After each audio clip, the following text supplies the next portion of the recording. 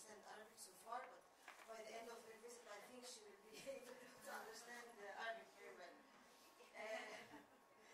First, let me welcome Professor Linda Warren.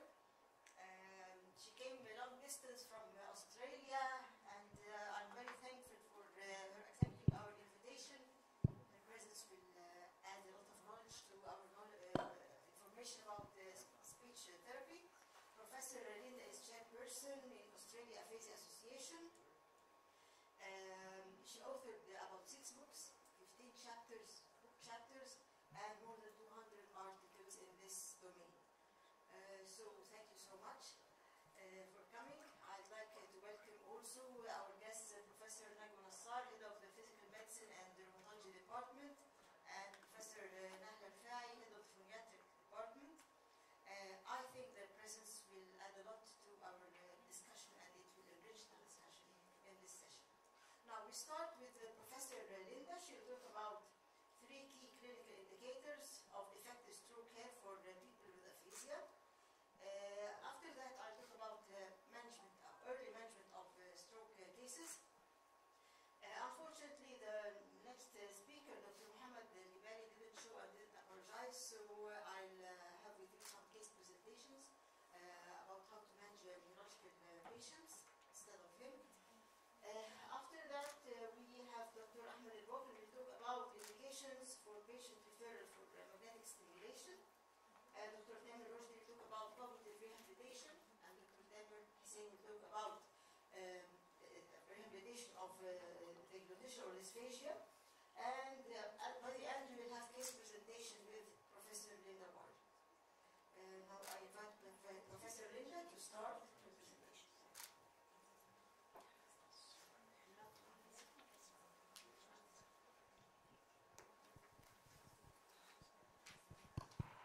Okay, thank you very much, Naveen. Thank you for the invitation to fly all the way from Australia, but to see the pyramids has been amazing, absolutely amazing.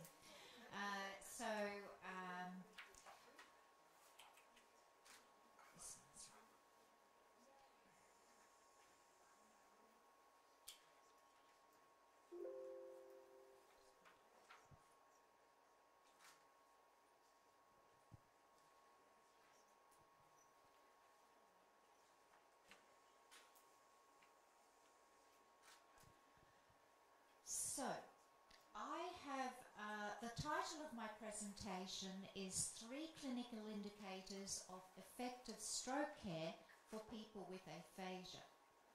I'm aware that we don't have a room full of phoniatrists or speech therapists, so I'm talking about stroke care as a whole today. I'm particularly talking about stroke care for people with aphasia and talking about 3 clinical indicators that can improve the quality of care not only for people with aphasia but also for stroke care generally. So may I ask the question straight up? Are all staff in your hospital trained in supported communication techniques for patients with aphasia? Yes or no? Yes? No? No? Yes? No. Thank you.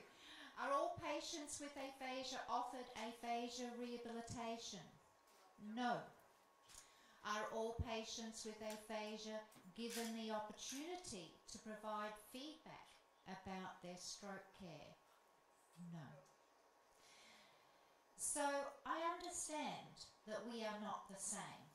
Egypt is in Africa, Australia is a continent all of its own, but we have commonalities. We have a big desert, like Egypt. We have a big rock, Uluru, which is in the middle of Australia. and the art at Uluru is 5,000 years old, the same time as I saw in Memphis yesterday.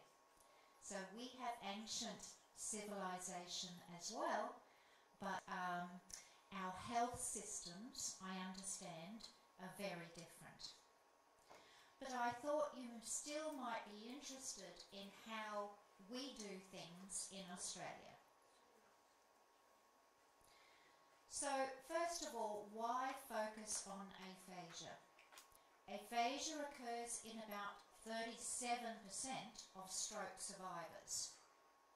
So it's a not insignificant proportion of people with stroke. Compared to non-aphasic stroke patients, patients with aphasia have poorer outcomes, highest costs in their stroke care, inadequate hospital and community rehabilitation, and they have some of the most difficulty participating in community life. So in many respects, they are, do you understand the term cellar dwellers? If you follow football, the team at the bottom of the league table are the worst.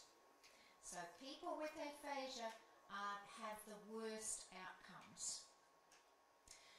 So it therefore goes that if we improve outcomes for people with aphasia, we improve outcomes for stroke care across the board. So what are clinical indicators?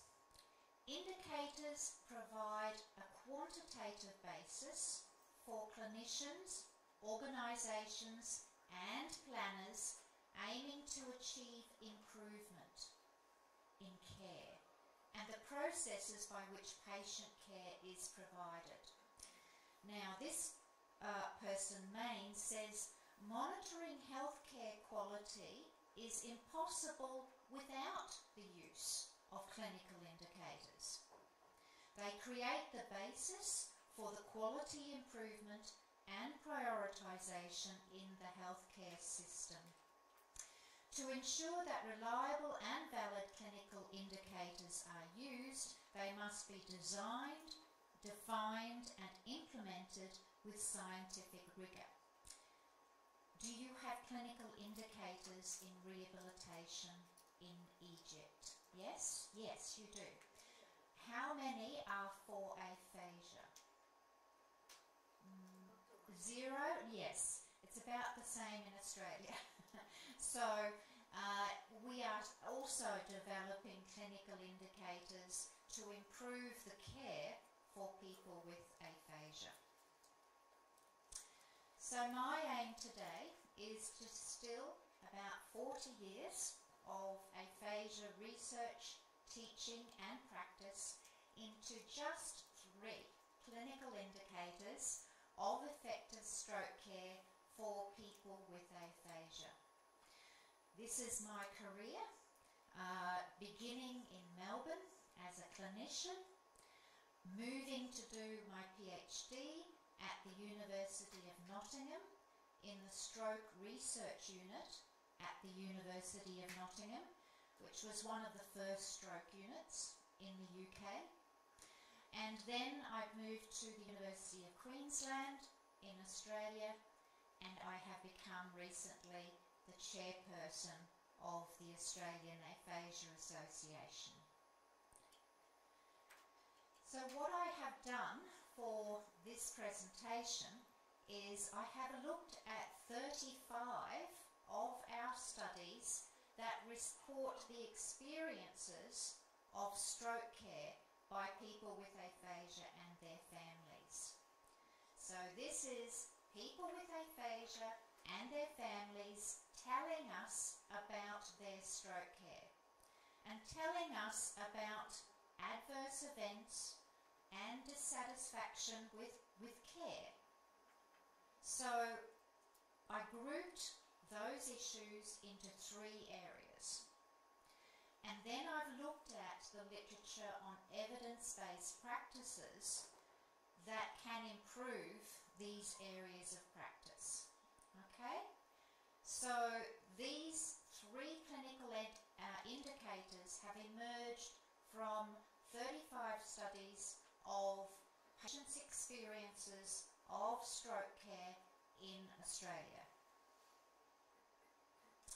These were the 3 themes: poor staff communication skills, lack of information, support and therapy, and thirdly, that their voices were not heard. Now, these are often considered to be the soft areas of rehabilitation. Not technical, but soft areas. Would you use that term? The thing is that we do not do these very well at all, and that we are not doing a very good job of these because we think they're easy to do, but they're not. The first clinical indicator is that all staff can communicate effectively with patients with aphasia. Our research has said that the problem is many staff avoid talking with patients with aphasia, or do not adjust their communication to accommodate for the affected language abilities of the patient. Also, that written information is not made accessible to patients with aphasia. Hence, patients with aphasia are excluded from many components of stroke care. Would you agree that this happens in Egypt too? Yes? Okay, good. We're on common ground. The solution lies in mandatory communication training for all staff. Systematic reviews show that stroke care staff can improve their communication with patients with aphasia through something called supported communication training. Implementing this into routine clinical practice, particularly in the acute setting, is very difficult. But offering all written information in an accessible, or what we call aphasia-friendly format, is another feature of stroke care that includes people with aphasia. So, where can you get communication training for all of your staff? On the internet, there are many examples of 10 tips for communication with people with aphasia. Things like using a pen and paper, not pretending that you understand what they say one thing at a time, don't rush, slow down, draw diagrams, write down keywords, recap so that you can check that they understand. Also things like being in a quiet area as well. Now these things, of course, seem simple, but the bottom line is that we usually don't have the time or the skills to do this in real life. But there are many of these resources that are on the internet. If you prefer to do an online training course, there is a free online training course with the University College of London. And this is free. There are many videos that can be used, and at the end of it you will sort of get a certificate that you have actually completed this course. So it's not as if the resources and the training is not out there for you to do. So it's possible to do it. In addition, there are many resources on the internet to help you with your written information. For example, this first one is an aphasia-friendly information about a CAT scan. The second one is just a simple yes-no chart of yes or no, but you can just use yes or no with someone with severe aphasia, or these communication charts are also available on the internet. They can support people with aphasia's understanding of what they're going through. So just before we move on to clinical indicator 2, I just perhaps if you could just put yourself in the shoes of someone with aphasia. So they are in hospital, they don't know why they're in hospital, they don't understand what you say. When they try to talk, it comes out all gobbledygook. The words are not meaningful. When they try to write it down, they find the same thing. When they try to read anything, again, it looked like gobbledygook to them. So a reminder that aphasia is a disorder of language impairment. It's a language impairment where the language pathways of the brain have been interrupted by the stroke.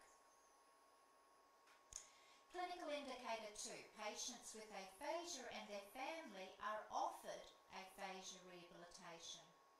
Now we know that people with aphasia may not receive aphasia rehabilitation, particularly if they have no physical symptoms and are discharged early. Or they don't need the physical rehabilitation disciplines. Or increasingly in Australia, if the patient has been thrombolyzed, then there's a mild and undetected mild aphasia, and they get discharged with a mild aphasia, thinking that that's going to be all okay. The other point where they may not get aphasia rehabilitation is when they're admitted directly to an aged care facility because the stroke is so severe. So there is a leaky pipeline of aphasia care where patients with aphasia leak through the system at acute care because they're a walking aphasic, they have a mild aphasia because of thrombolysis, they have severe physical problems and they go straight to aged care, or they don't get to rehabilitation because only speech therapy is needed, or they're discharged from rehabilitation because they have reached this mythical plateau, which has been disproved many times. And finally, if they are going straight into community, there is either no community resources or there is no referral to any community resources. So again, the solution lies in offering better service delivery models of aphasia rehabilitation.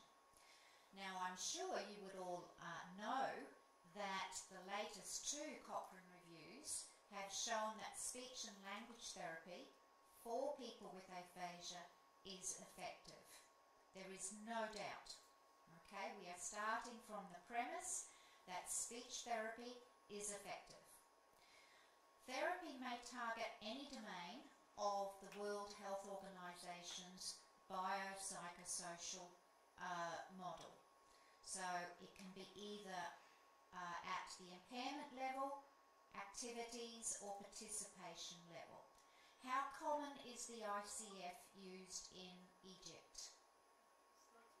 Not used at all. It is a World Health Organization framework for rehabilitation. So therapy may target any domain of the ICF, and it can be either individual, group or computer-based therapy, and all of those are effective. The thing is, like even physical rehabilitation, intensity is an issue and it's important. So intensive programs can be effective and there is increasing evidence that tele-rehabilitation or tele-practice is feasible and as effective as face-to-face therapy. In the community aphasia groups that are peer-led are also an effective and valued resource in community. In the second part of my presentation this afternoon, I'll be telling you more about our intensive comprehensive aphasia program. It's a standard package of rehabilitation that we are hoping to give to everyone with aphasia, so that everyone has an opportunity to benefit from effective evidence-based aphasia rehabilitation. In terms of what is an intensive comprehensive aphasia program, it's a minimum of at least 3 hours a day, 5 days a week for 2 weeks. It's completed by a cohort, people that are coming in at the same time and leave at the same time. It targets impairment and activity and participation on the ICF using individual therapy, group therapy, and patient and family education. Some of the core values include that it does involve family and friends, that it's very tailored to the individuals, and that we only use evidence-based interventions. That is, those that have got to level 1 evidence of many randomised controlled trials and have been written up in a systematic review. Of course, we are following neuroplasticity principles there too. Again, computer-based therapy is becoming much more popular, and a very recent large randomised controlled trial has found that computer therapy is as good as speech-language therapist delivered therapy.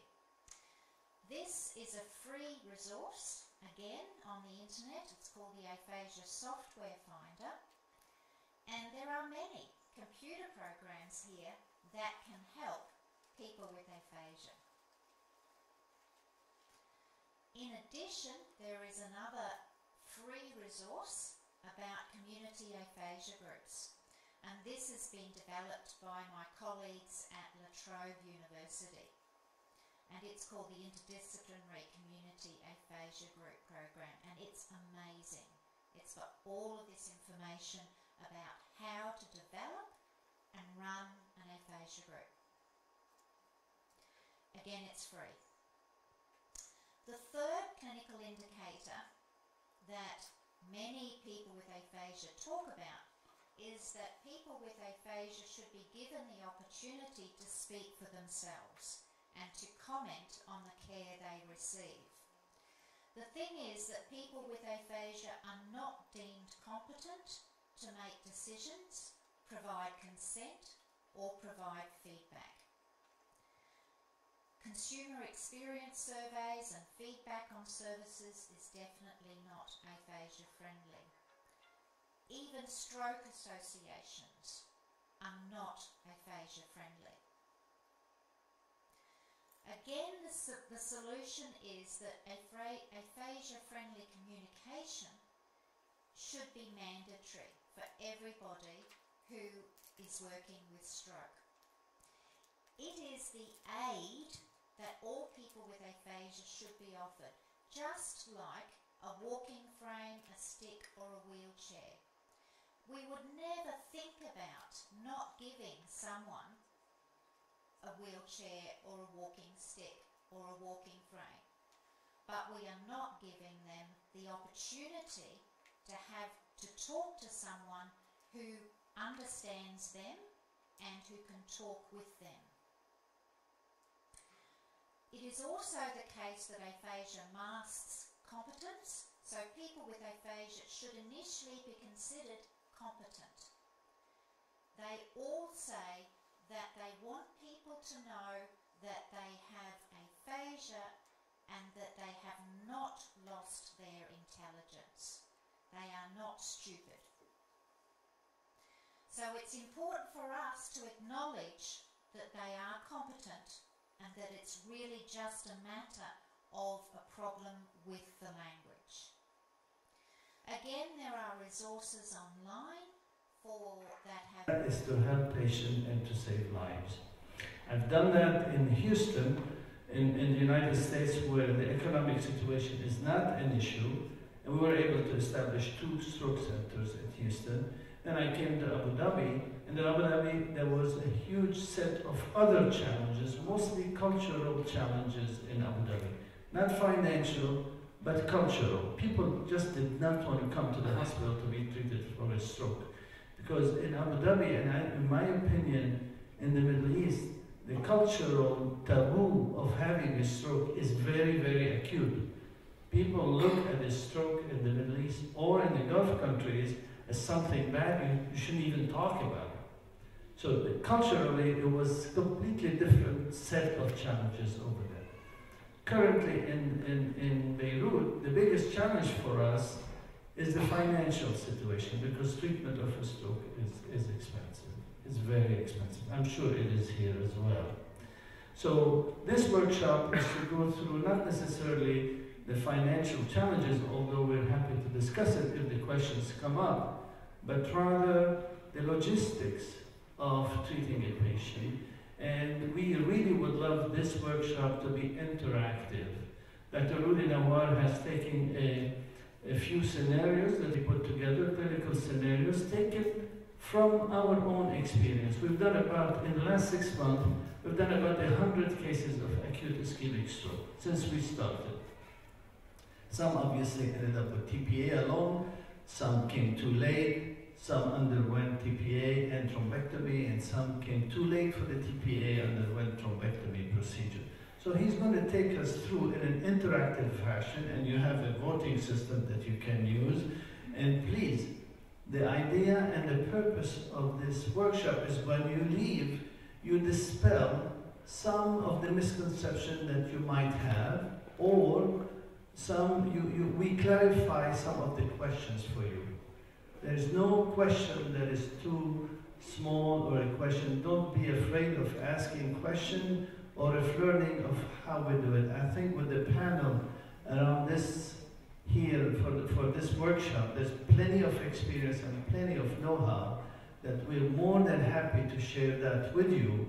And the idea, like I was telling Dr. Abirad, if from this whole activity this afternoon, all of us are probably about 100 people in this room collectively, that results in saving one single life.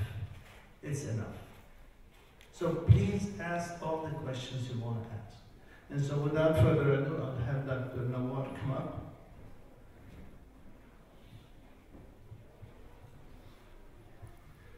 Good morning. Sabah al-khair. So I will thanks to Dr. Ahmad and to everybody. And I will start today by explaining a little bit. Okay.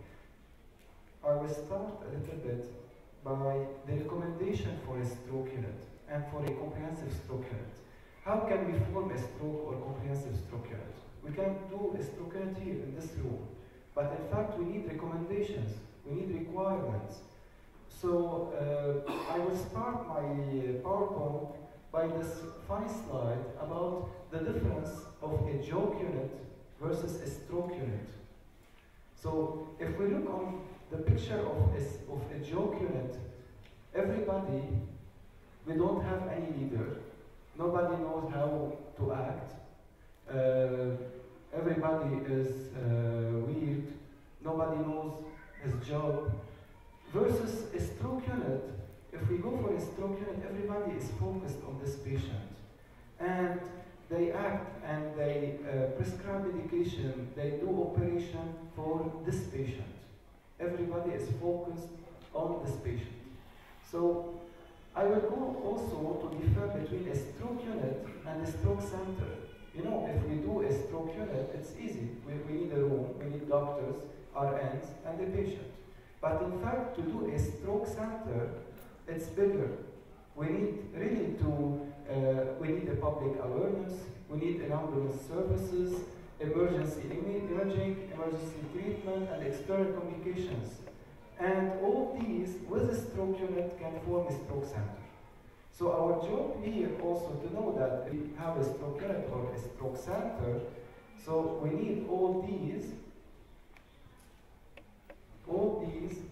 with a stroke unit.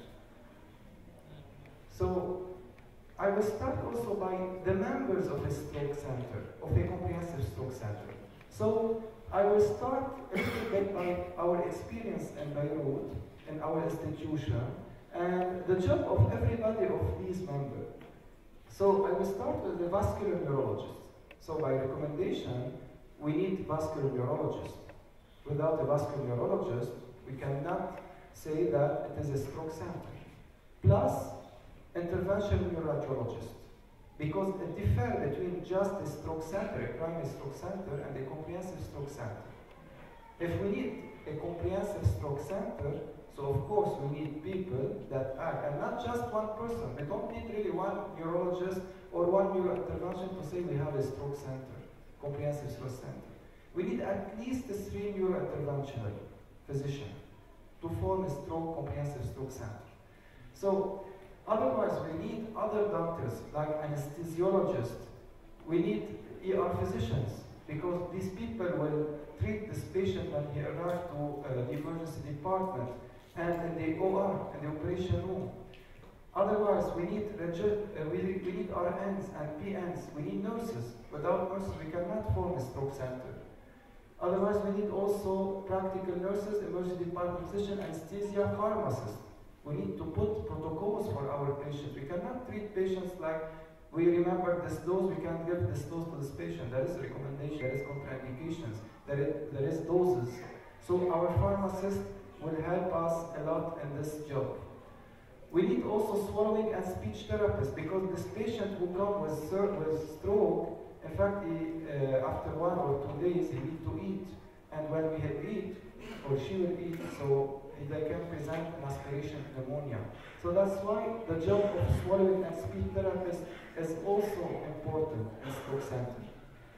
And radiologist, of course, when we have a stroke patient, we need a radiologist to assess our imaging. So all these members can form a stroke center. So the other recommendation, and this is of course our team, you know, this is our team and the picture, but there is also other people, not in the picture, but also they are important in our stroke center. So I will go for a small video to explain a little bit the importance of a stroke center in treating patients.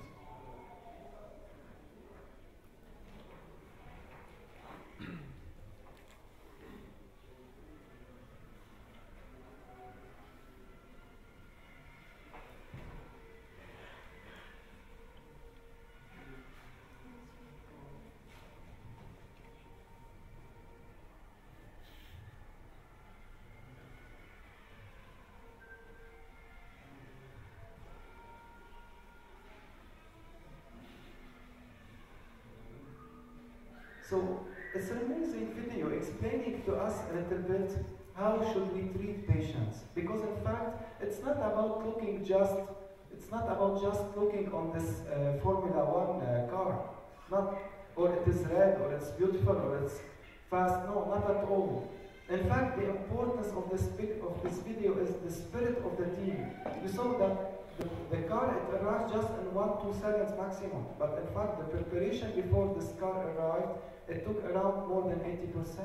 And this is the importance of the stroke unit or a stroke center. To form a stroke center, we need a preparation before giving the start or giving this car to go another time and do the circle. So, in fact, the stroke unit need preparation. And this is what we did in Beirut. We worked with Dr. Howard and Dr. Fanta and also other teams, other people in the teams, about preparation before stroke center. And like this picture, it's not about the car or the driver, it is about all the team working with the spirit of working together. So, The other components of a stroke center, other than members, they are the stroke diagnostic techniques. If we don't have a CT brain, a CT scan machine, or an MRI, we cannot say we have a stroke center. So, of course, a CT brain is important. MRI machine also is important. Angiography is important. Transcranial Doppler is important. TTE and TEE are important. Echocardiography for heart. Transesophageal and transthoracic are important. Why? Because it's not just about, for example, giving thrombolysis or going for a thrombectomy. Also, this patient may need a radiology for his stroke or for her stroke. So they are also important components to form a stroke center. Other also components are protocols. If we need to form a stroke center, we need protocols. Protocols for medication, protocols and algorithms to how to act with a stroke patient. So all these are really important to form a comprehensive stroke center. So we did not forget also that 80% of our stroke, even in Lebanon, is the same. 80% are ischemic, but 20% are hemorrhagic. So we need also, if we need a stroke center, we need also to treat hemorrhagic stroke. So also we need surgeons. To make a stroke center, we need surgeons, we need OR, we need also a vascular surgeon for endarterectomy. We need all the team of the OR, from anesthesiologists, from RNs, from surgeons. So all these are really important also components for a stroke center. These pictures are from our center because in fact we need infrastructure, and this is what costs a lot to make a stroke center. And some papers reported around more than $1 million to form a good stroke center, because in fact all these are important, but it needs money to do them. So we need a helipad, because sometimes we need far distance when the country is really so big. So some patients will be more than 90 minutes from our centers. So we need a helicopter to bring these patients to the center. If the time is less than 90 minutes, usually we go for a car. It depends a little bit about traffic and about countries. It's expensive, of course, to bring a helicopter with a patient, but sometimes we need it. Okay? So an ER physician and emergency department are really important to receive these patients and stabilize patients before really going to radiology department, which is also a component of the infrastructures. We need a thrombectomy machine, and we need a stroke unit to act and to make thrombectomy. We need a neurointensive care, because these patients, when they will finish with thrombolysis or thrombectomy, or even sometimes just conservative treatment, we need to bring these patients and hospitalize them and stabilize them in a neurocritical center. So, and finally, this is really important, really to make like registers, to really to know how these patients and what the outcomes of these patients and what complications occur with our patients. So register also is important. And finally, the infrastructure of a comprehensive stroke center, it also includes how to educate people and educate and train our staff. And this part is before forming a center. So community education, community prevention and screening, professional education, national faculty meetings, clinical and lab research, and fellowship program. All these are also components of a stroke center. So I will let a little bit, I will give my microphone to Dr. Amira to explain a little bit about training these staffs and the importance of the simulation center. Thank you, Dr. Noor. So I'm very happy to interact with stroke from different angles. As anesthesiologist, working in a neuroradiology suite, and very happy to be called at night, and also being involved in the education through a simulation center, and as assistant dean for continuing medical education and continuing professional development, because also we are putting together as an institution very nice modules and conferences. So like you see, يعني ما في مهرب مني. They have to interact with me in some way. And education for stroke is not a luxury. So it is very important, and like in the 2018 guidelines for the early management of patients with acute ischemic stroke, there is an entire portion, section about education for stroke. And education for stroke includes public, paramedics, hospital teams, and patients. And I'm going to mostly now talk about the hospital teams. And when we wanted to put this, the preparation for this stroke unit, they was done few months earlier, and multiple education sessions were provided by the coordinator, Dr. Nawar, by Dr. Mawad, and they went into every concerned department, the neurology, the emergency department, radiology, anesthesia, lab, ICU, pharmacy, to provide interactive lectures, case discussion, journal clubs, because all these, they are adult learners and they needed to find some way to make this education very interactive and appealing for them. And also for all the staff and the doctors at the hospital, they provided many grand rounds and conferences. And education is an ongoing process, and it involves also multiple audits. And then immediately when we started to work, the Multidisciplinary Quality Improvement Committee was formed. And the members are, of course, the neurologist, the coordinator of the center, two members from the ER, the anesthesia, the INR, and the quality department representative. And their charge is to review and to monitor stroke quality benchmark and indicators and evidence-based practices and outcomes. And the meetings are usually done monthly, and the process, usually the stroke coordinator who created a repository that is used to identify the gaps. So they talk about the gaps and they put a plan on how to manage these gaps. And this is one of the examples of the meeting they had. For example, it's true that they go and do the education for all concerned departments. However, staff in the other floor, they were not really into it, not really educated to take care or to detect a stroke. And this is why, especially for inpatient stroke, so that's why they now concentrated more on the educational session and pamphlet at all floors. Also, they wanted to raise awareness for other physicians other than neurologists and concerned physicians. So the stroke coordinator is now going to all the departmental business meetings to talk about how to detect and to prevent stroke. And also they had some problems expected, because this is a big team who is taking care of a stroke patient, and they had problems with the communication, and this is where they thought about involving the simulation center. And why we want to do simulation for acute stroke? Definitely because this is a high acuity patient, and there is a large number of team members who are involved. And because it's a complex decision making, so it's a time-sensitive treatment and very rapid decision making is required. And what about team training? Like you can see in this slide,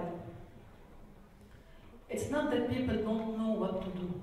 They have the knowledge, but if you see here, more than 75% of problems, they arise because people, because of human factors and leadership and communication. This is the main issue when you have a big number of team members taking care of one situation. It's not that they don't know, but under stress, it is sometimes they have difficulty to apply in a very logical and homogeneous way the knowledge they have. And what are the educational principles of simulation-based education? So it seems if I now talk to you, in 1 month you will remember only 50% from what I presented now. But if you go and you do the simulation, you will remember 90%. And this is very important. And why we need simulation? Not only for in medicine. I don't know if you had the chance to go and see this movie, The Sully, by Tom Hanks. It's a very nice movie, and the idea here that landing or ditching a plane in water is only done when one of two factors occur. or both engines of the plane fail simultaneously, or when the plane runs out of fuel. And this is a very, very rare event. However, this event happened in 2009. And this is what we call the miracle on the Hudson. Why? Because all the passengers, they were safe after all this teaching or landing a plane. And then when they wanted to ask how this Captain Salenberg did it, how he could take the right decision in 2 seconds to really move his plane away from the overcrowded areas of New York and have the safe landing in the Hudson River. And it seems that Captain Salenberg is not an ordinary pilot, he is a simulationist. So he's taking always care about investigating the aircraft problems, and he has a firm when he simulate these problems and train other pilots. So this is why he could do it. And this is very important. This is to emphasize the role of simulation in saving lives, not only in medicine, but life in general. And what are the typical uses of simulation-based education? It could be for you individual training, for example, femoral catheterization or communication skills, or as a team training, especially in crisis resource management. And we talk here about, mainly in communication, about soft skills that are interpersonal and cognitive skills.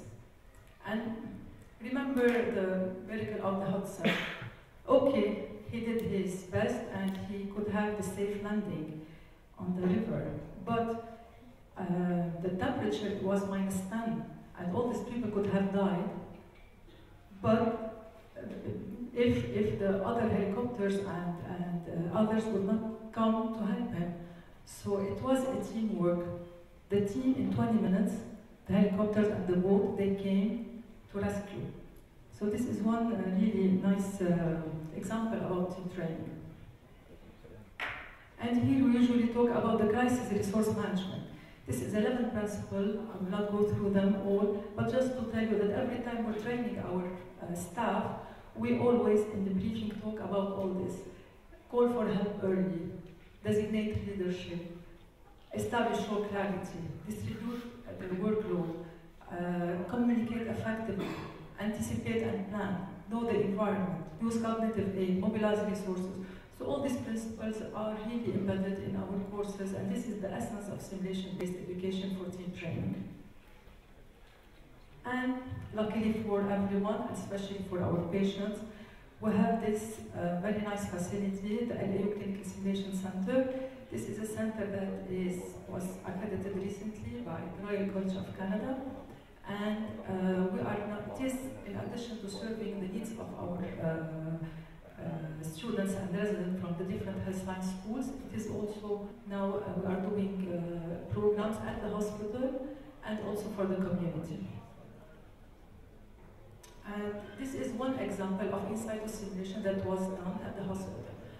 So an actor, what we call a standardized patient, this is an actress here. So we train her in order to take play the role of a stroke patient coming to the ER.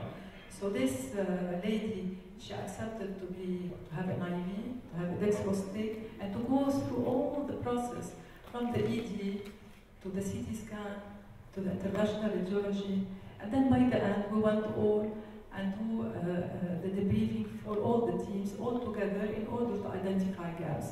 And definitely there were many gaps. And this is how we are doing this training, and we are ameliorating the management of our patients. This is also another type where the simulation is important.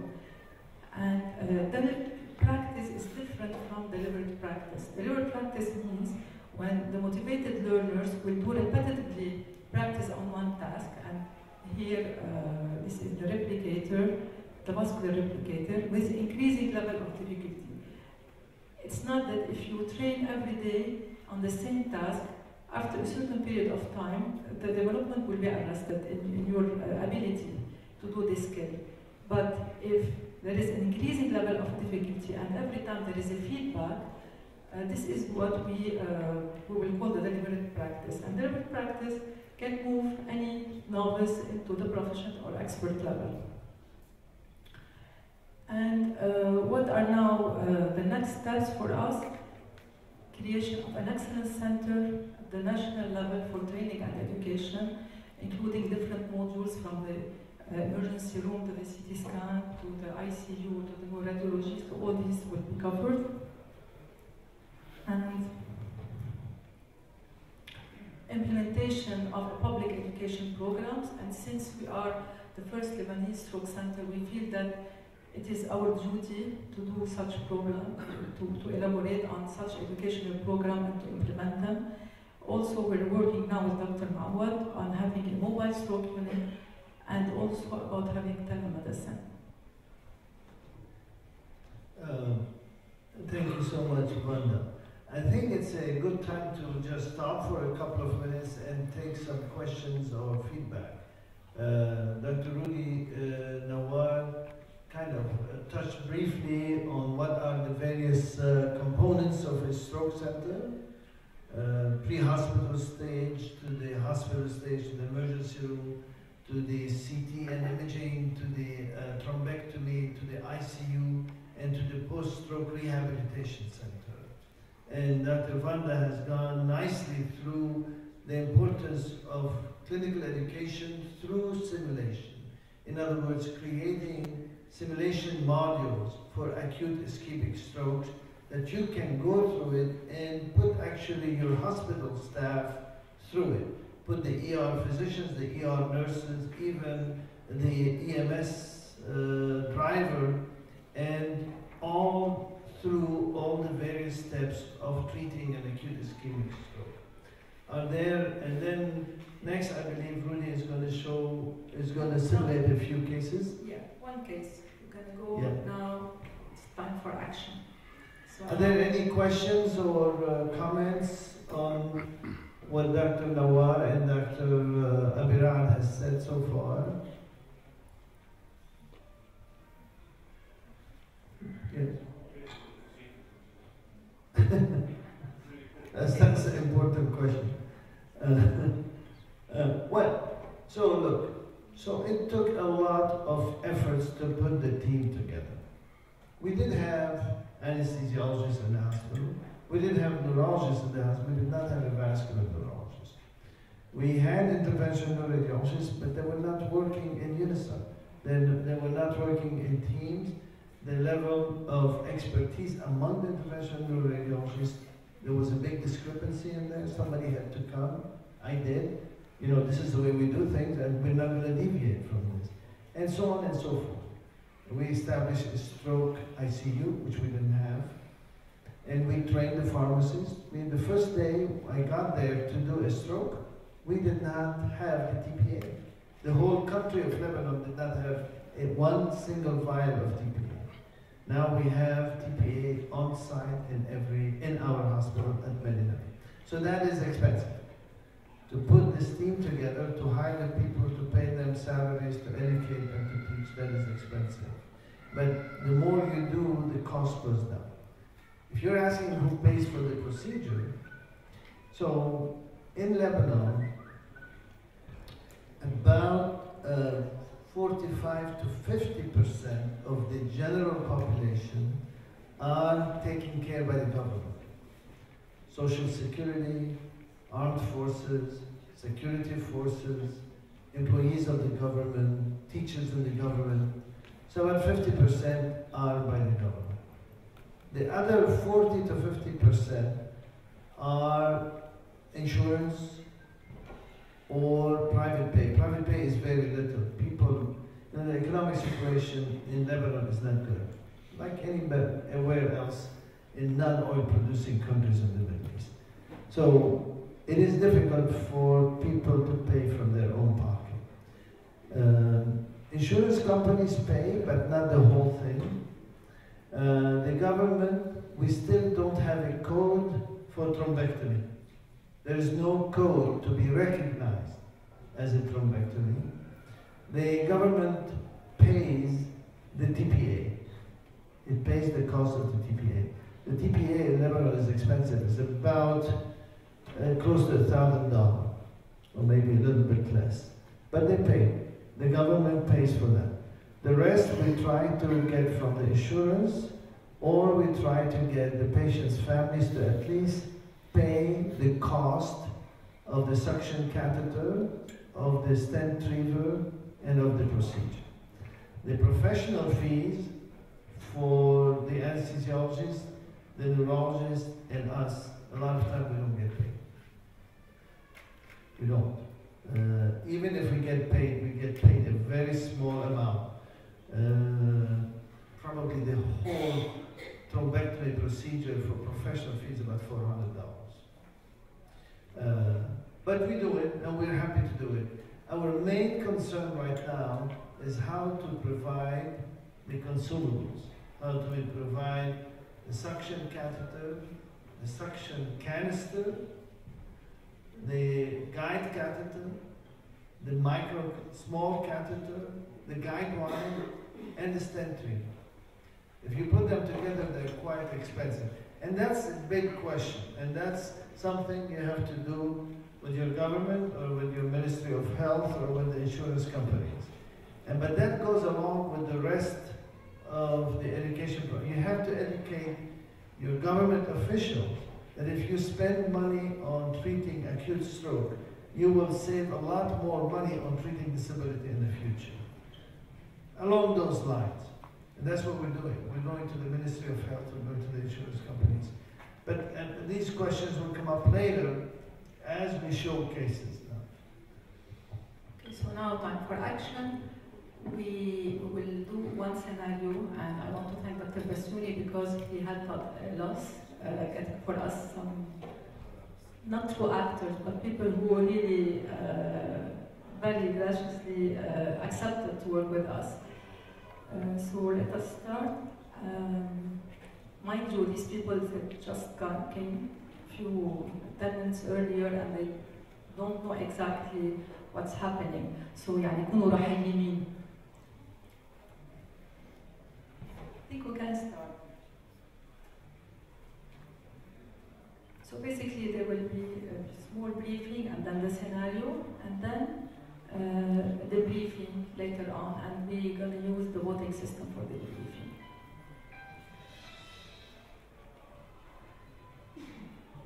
These cases that Dr. Rudy Nawar has chosen are based on real cases that happened in Beirut, real stroke cases that came. We changed a little bit of the scenario just to make it a little bit more Q&A session. Rudy, you can start. So the session will be now done in the CT scan. So this is a patient coming to the CT scan, and then you will see how the team will take care of him.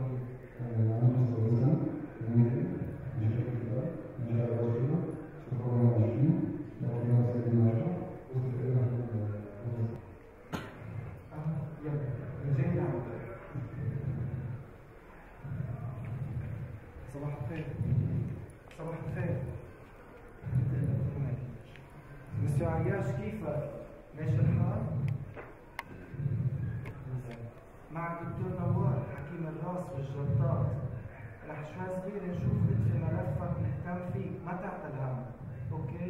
رح هلا شوي صغير نشوف شو القصه اللي صارت معك تقريبا من ساعه ونهتم فيك تتلقى العلاج المناسب. ان شاء الله. وليد خليني شوي صغير نفت معلومات عن هذا المريض. هو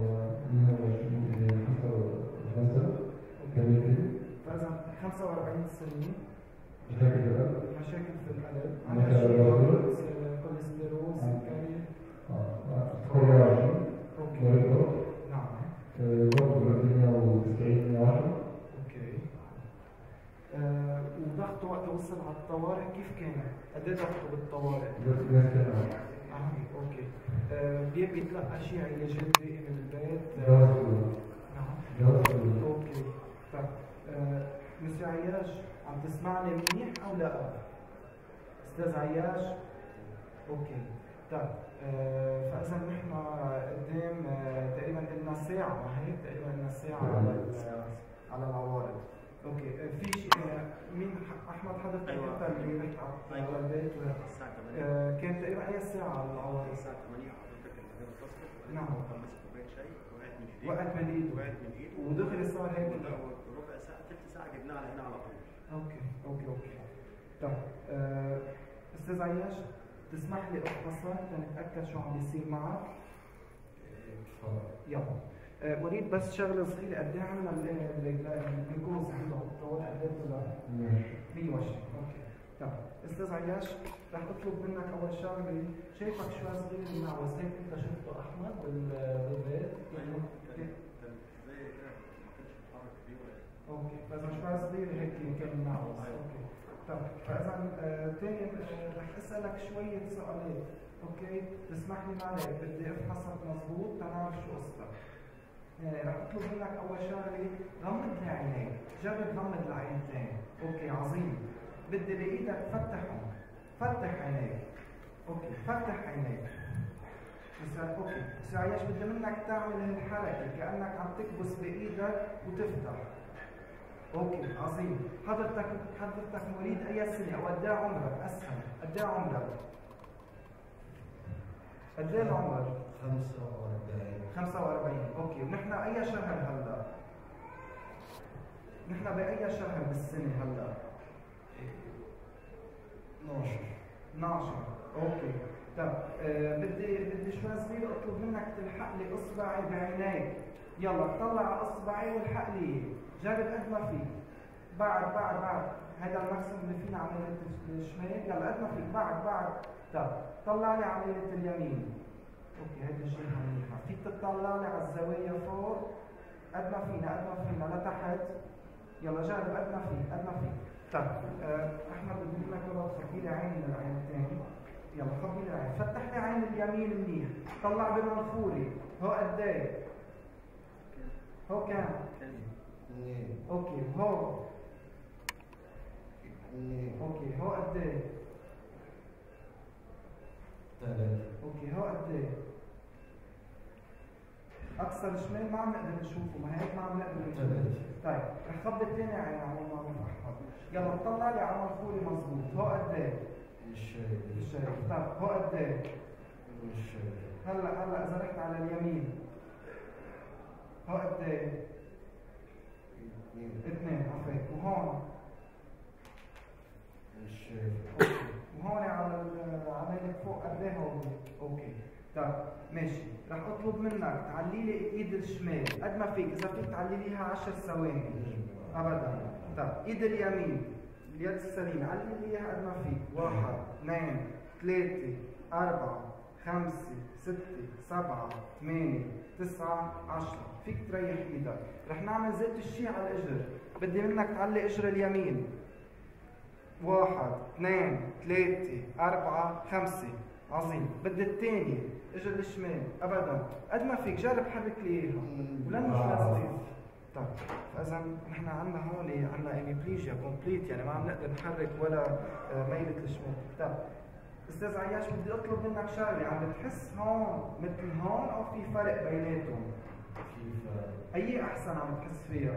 اليمين. طيب رح نعيد زيت الشيء على الاجر. هون مثل هون او عم بتحس في فرق بيناتهم؟ في فرق. طيب اذا دقيت فيك غمض عينيك. اذا دقيت بالاثنين اي واحد اذا دقيت بميل من الميلتين اي جهه عم دق فيها؟ اليمين.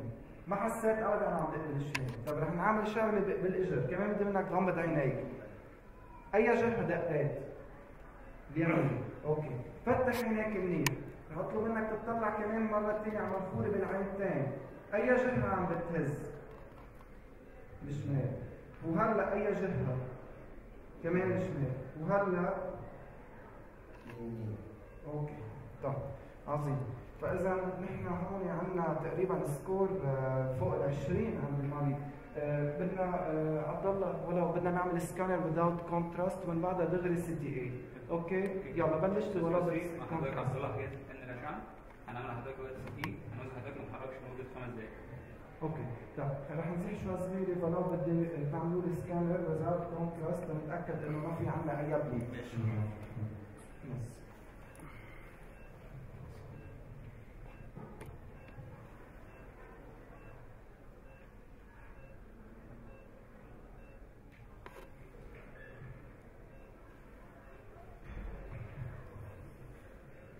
فاذا نحن على السكانر كيف ما شايفين في عندنا اولد اسكيميك ليجن، يعني عندنا اولد امباكت على ميله الشمال بس ما بيفسر لنا اللي عم يصير معه لمسيو عياش.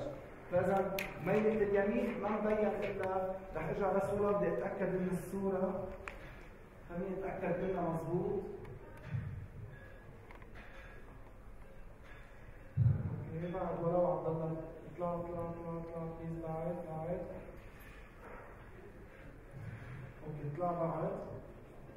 اوكي طيب فاذا نحن بالمبدا يعني قد ايه قلنا على العوارض تحديدا الساعه من الطوارئ للسكانر اخذت قد ايه؟ 7 دقائق دكتوري. طيب يعني نحن تقريبا هلا على الساعه 7 دقائق. سوري قد ايه رح بس اتاكد من اخذته 199. طيب مستر عياش رح فسر لك شوي صغيره شو صار. بالمبدا كيف ما شايفين القصص انه انت حضرتك تقريبا من شي ساعه وقت كنت عم تتروق وقشطت ايدك مبين كانه عملنا جلطه دماغيه.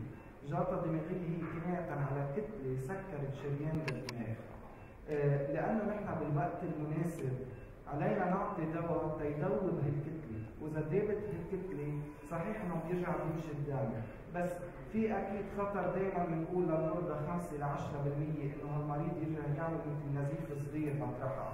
عم نحكي ب 5 ل 10% بس للوقت الحالي ما عندنا علاج غير العلاج. فانت موافق معي انه اذا ضبطنا هالضغط وكل هون تلقى العلاج على امل انك شوي صغيره تتحسن؟ عندك شي مشكل؟ شكرا. طيب فاذا ولو وليد بدي منك لانه ضغطه عالي بدنا نبلش نيكارديبين، ولو بلشت 5 ملي جرام بير اور بنرجع نعمل تايتريشن تينزل تحت ال 180 185 وتحت ال 110 فدغري نبلش ارتبليز. اوكي؟ رح دق انا للفارماسيست تامن لك الارتبليز. الو we start for a minute and then maybe questions or comments.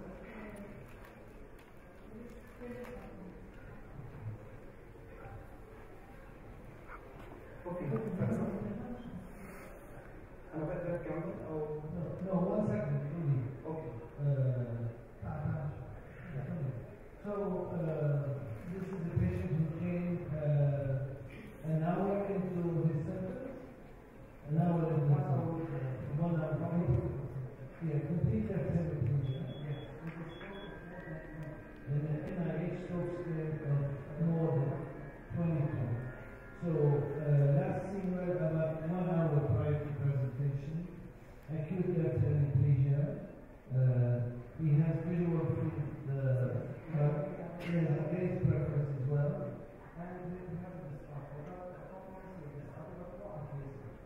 Yeah, he's still expressing himself. He has no receptive aphasia and no expressive aphasia. His blood sugar is 120. Yes. No, his blood sugar. 120 and the blood pressure. Okay, so what do you want to do for the blood pressure?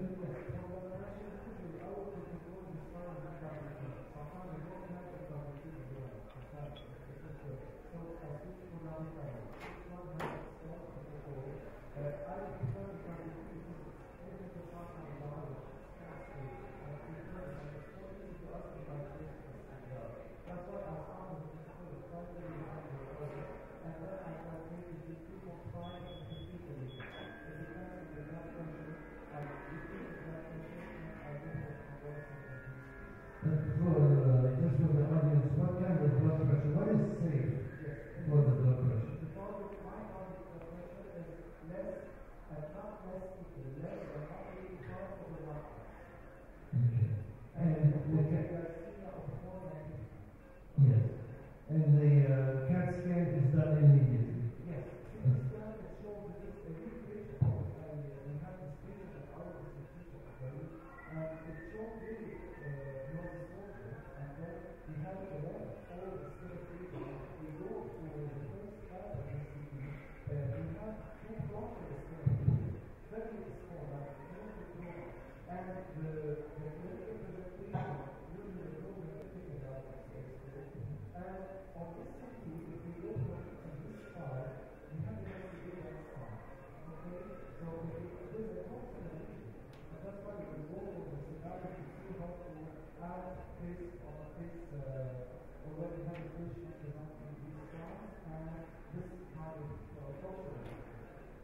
Any questions from the audience about the patient? Is there something else you would like to know further? That's a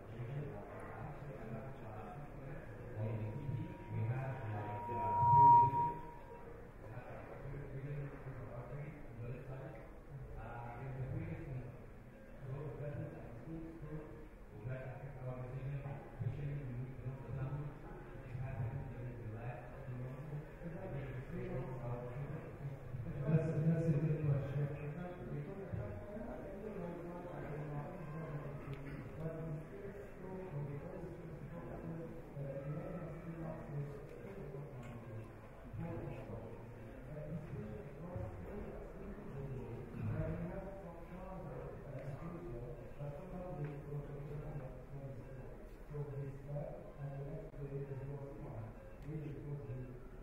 How we improved, but really he was not hospitalized. We didn't know any cause for this patient.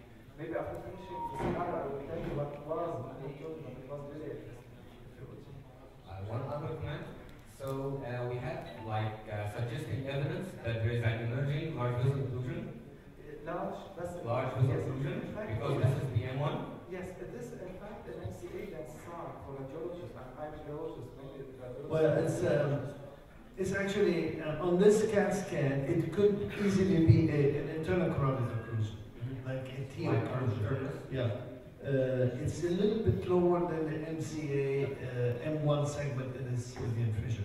So although it could be an M1 segment occlusion in dense MCA, it could also easily be a ICA occlusion or a T occlusion. But he also has, at least from the NIH stroke scale of 21, 22, it's probably a large vessel occlusion, not necessarily a small, like M2 or something. Is his presentation?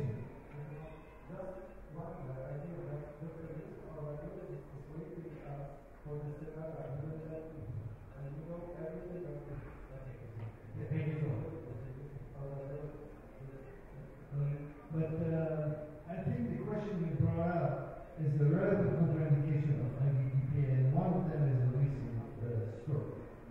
That's one. But as you know, there is a strong effort to revise the indication or the contraindication to be a little bit more liberal. Yeah. Thank you so much.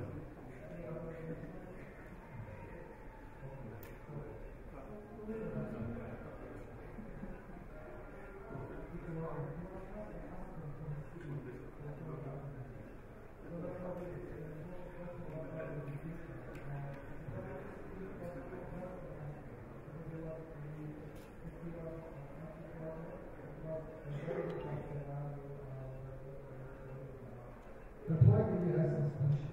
Why did you ask it?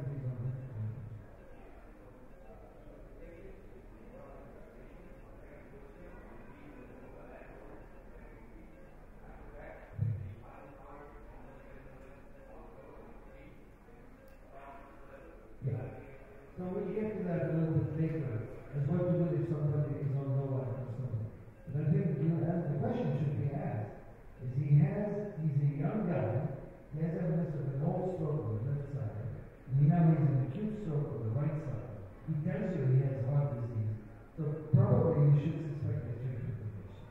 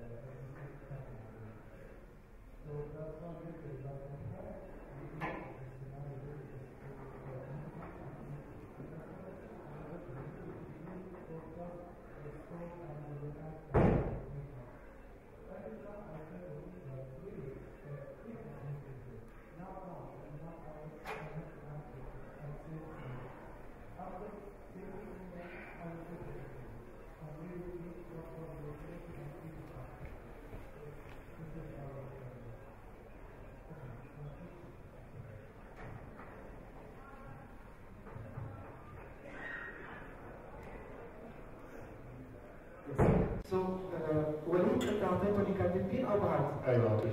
مسيو ياسر ماشي الحال؟ بتضايق اول شيء او ماشي الحال؟ اوكي. طيب نيكارديبين فاذا نحن قد ايه صار ضغطه هلا على النيكارديبين؟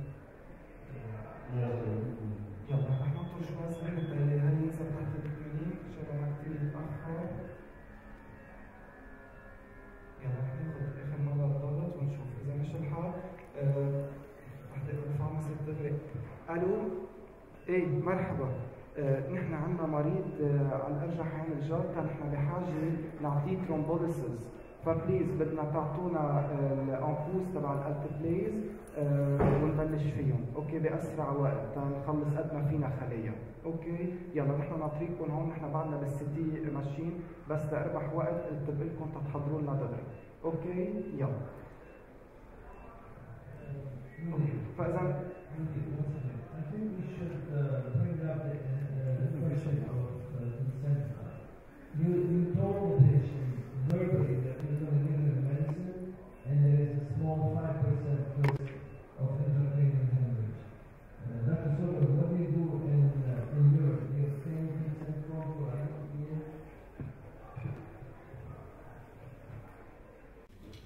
In Northern Europe, at least, it's a routine treatment.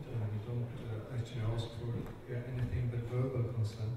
If the patient has a left-sided stroke and cannot comply, and there are no relatives, we decide as physicians what would be the proper treatment. But if the patient is awake and can comprehend, you get a written consent form? No. So that's a big difference, because in the States you have to obtain a written consent form, and that's a problem. Because sometimes they cannot comprehend, they cannot sign, you have to get on the phone for the next of kin, and if you cannot find the next of kin, you what we call in the States, you 3-doc it. 3 doctors come and say, we think it's the right thing to do. In Abu Dhabi, we had to get a consent form, which was horrible because we delayed everything. The family didn't understand, they did not want to sign. In Lebanon, now we're doing oral consent form, not necessarily a written consent form. But that's a question that's worth talking about. Yes?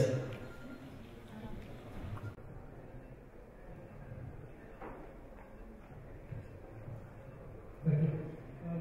Now in this case, you have, if you are a hypertensive inside, that which is you have to agree for the RTK and the wait for CT angiography or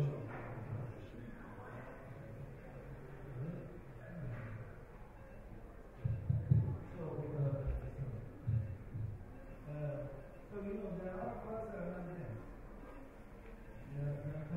The red blood cell count is there. Sometimes plasma clot is not there. We do the CT and CT. You wait to have the result and to see if there is an occlusion to the music of CT, or you can log this. We do wait. We do the CT. There's non-contrast CT, the CTA and CTP. And we do have, and we have the rapid software. We also use the rapid software for a mismatch in the perfusion between the core infarct and the... As we do CTP on everybody, whether or not, if they come in with a stroke and there is a stroke scare, we do even a 3-stroke scare.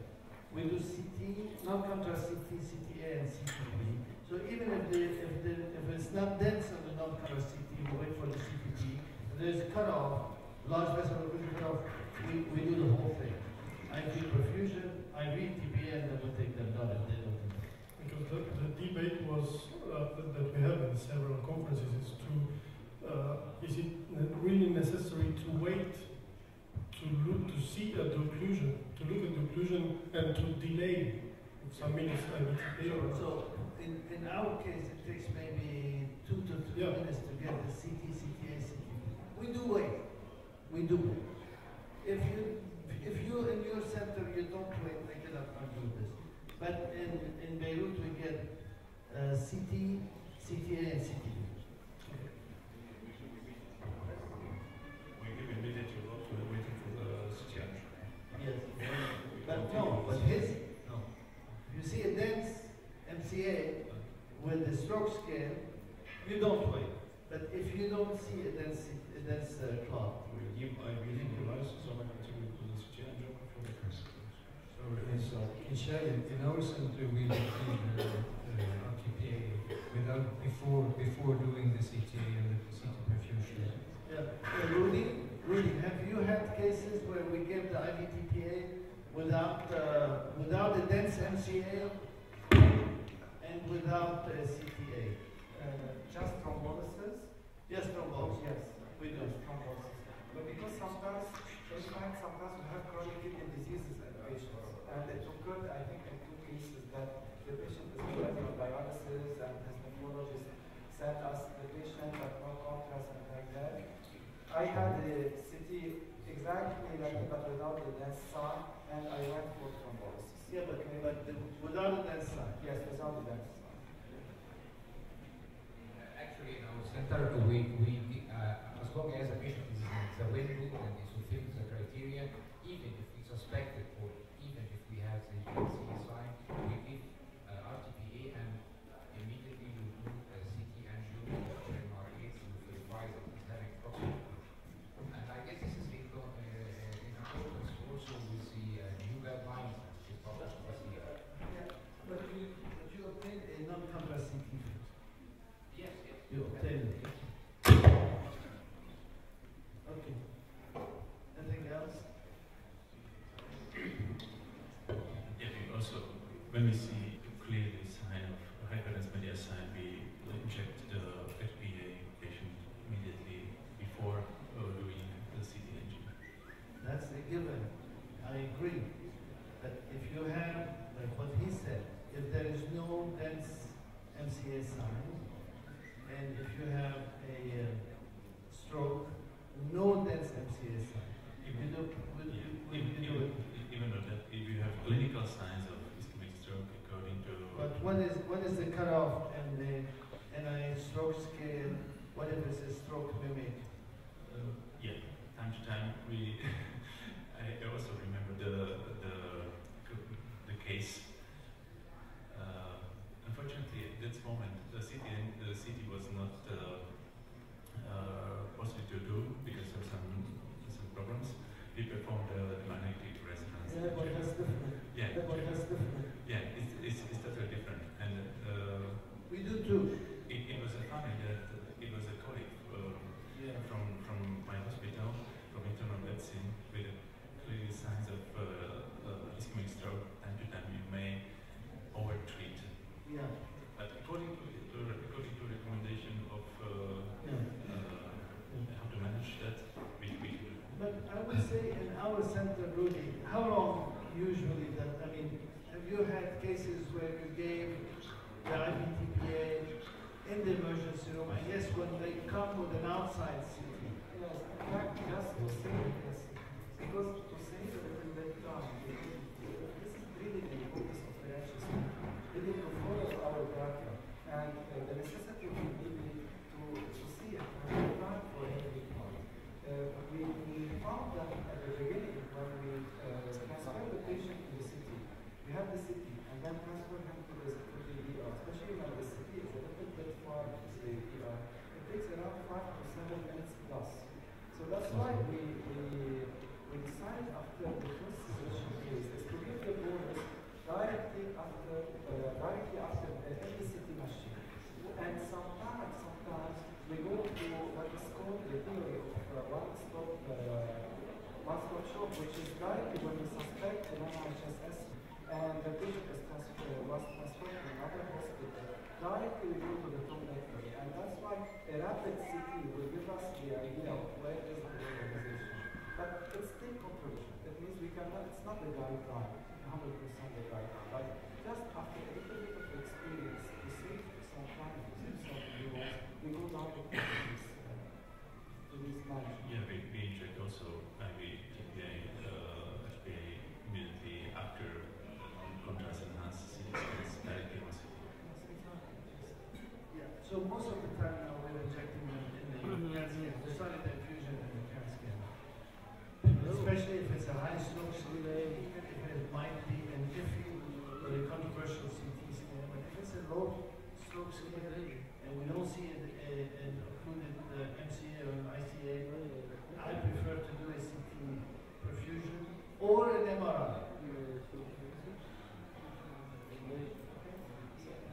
So we go to our next part, which is really the aim of the scenario and the importance of really knowing how to manage these patients after thrombolysis.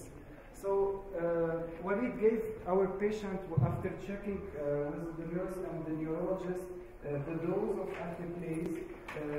Our patient has a weight of 80 kilos. So please let us check the dose and the bolus and the infusion dose. So 80 kilos, it means that the patient will receive 72 milligram. Please, I will grant everything by written orders. So the dose is that, bolus is that, and the infusion. So let's start with our alteplase. But it seems that the NHS score is more than 15, so it means maybe it is a severe. And if the MCA has signed, show us that it is a proximal. So it's better to call our neurointerventional radiologist, Dr. Yusuf, to give us a little bit his comment about this. Maybe this patient really needs thrombectomy. So, hello, yes, Dr. Yusuf, بليز عايز مساعدتك لأنه عندي مريض عنده 45 سنة، عنده ضغط، عنده كوليسترول، مشاكل بالقلب. فهذا البيشنت هلا انا فحصته عنده NHS سكور مور ذان 15 اتس اراوند 22. بلشنا نحن بالارتبليز لانه شاكك ببروكسيمال ليجن، عايز مساعدتك تجي تعطيني رايك لانه بحاجه لترومبكتومي. اوكي. طيب دكتور يوسف كيفك؟ ازيك؟ في عندي دكتور مستر ياسر مريض شغل عنا تقريبا بالساعة من العوارض تبعه. عندنا كومبليت اميبليجيا، ليفت نيجلكت، في عندنا ديسارتريا، ماتلو افيزيا، وعندنا فيجوال نيجلكت وليفت اني انوبسيا. نحن بلشنا بالارتبيس بعد ما تحسن 100%، بس بدي فرجيك السي تي تبعه والسي تي اي. وليد بليز، عبد الله بليز تحت حط لي السي تي اي عمول معروف تشوفها شوي صغيرة.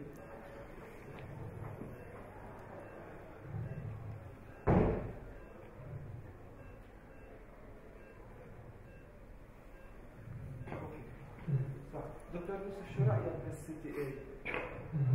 يعني في الفيروس كان في رزق القرار الطبي هو العين حسب بعد السي تي لا هلا بعدنا يعني بعد عنا حرك الشمال سيبي ايدك الشمال عم نعرف ابدا. اتس بروكسيمال ليجن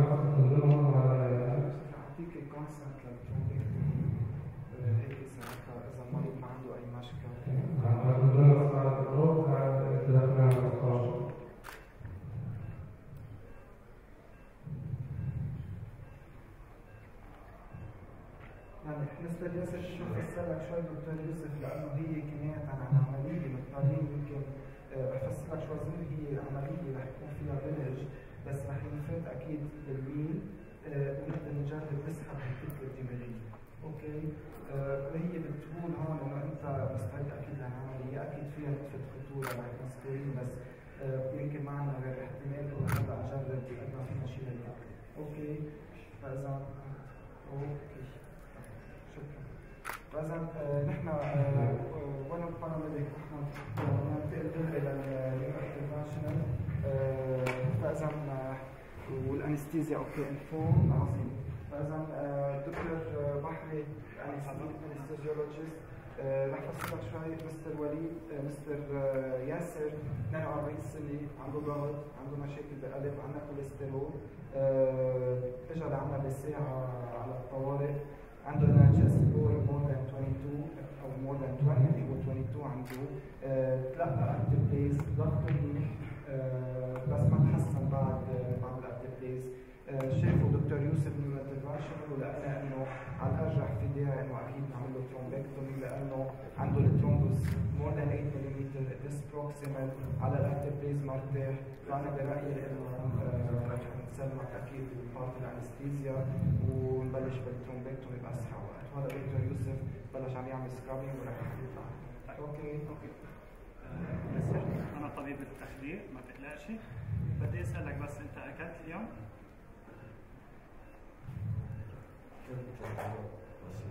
حاجة بسيطة. اوكي. لكن بتفضل بنج عام ولا سيديشن؟ اوكي. هلا نحن لانه فكرنا شوي بنفضل نعمل تخدير. إذا أنا رح أتركك رح أطلع شوي صغيرة لبرا رح سلمك بين إيدين دكتور يوسف ودكتور بحري وهن رح يهتموا فيك، وأنا إذا الله رد بس تخلص من العملية إن شاء الله تكون على خير وسلامة بفحصات نتأكد كل شيء ورح نستقبلك أكيد عنا بالعناية تبع الشرطة. أوكي سلامة قلبك. يلا باي باي.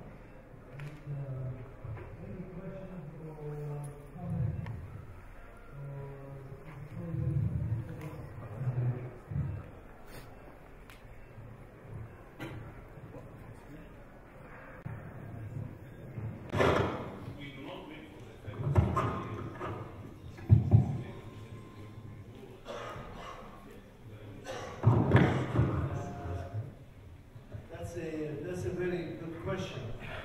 Let me repeat the question. You give the IV TPA. Do you wait? Do you wait to see if the patient is improving, or do you take them directly to thrombectomy? We used to wait in the beginning, about 5 years ago. We used to wait. We don't wait.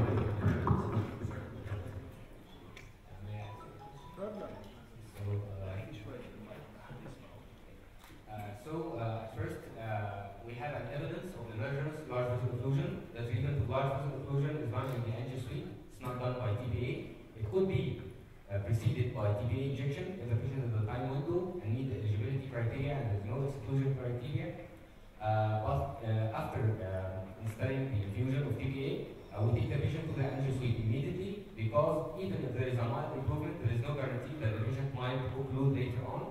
Also, the length of the thrombus would keep on propagating and keep on increasing, and that may indicate more passes to reopen the vessel. My opinion, we go immediately after installation of the infusion. We go immediately to the angio suite. One other question for me. There was a debate about conscious sedation versus GA, general anesthesia. We're coming. There was no debate. It's coming. It's a good talk. It's a very good question. And Dr. Abraham, who's an anesthesiologist, let me just talk about whether or not you should wait to see if it improves. A few years ago, the guidelines were to wait. You give them IV TPA, and you wait to see if they improve a certain number on the stroke scale per 5 or 10 minutes. In Houston, where all the TPA started, several years ago we used to wait before we take them, before even the current devices with thrombectomy, to see if they improve. Some did improve and did improve, and some did improve and got worse. Subsequently, we were taking them all to the OR, especially after the advent of the stent treatment, because now the results are very good. But then we had a few cases when you got IV TPA, you take them to the angio suite, you put them to sleep, you do the angiogram and the vessel is open. But despite that, we don't win.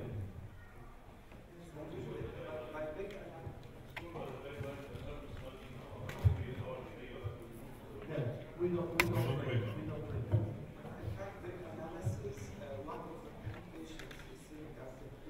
One of the 10 patients receiving antiphase and going for thrombectomy, they can increase and usually they cancel the thrombectomy. But this is 10%, it's not really a big number. Otherwise, the chapter is not in the chapter. We are not active at all. So أنا أتصور حتى لو نعملوا زقة كبيرة. نحن يعني كلنا أطباء. وليد is a nurse. بنشكر أكيد أحمد كمان paramedic. الدكتور يوسف هو نيورو انترفنشنال. فبنشكر كمان إجا مثل معنا مع إنه كثير منيح. وكل الباقي والبيشنت تبعنا لأنه عن جد he was really a good patient. The patient is a real patient. Rudy, you should remember that the cinema العربية ابتدت في مصر. وانا نصور. So, just to answer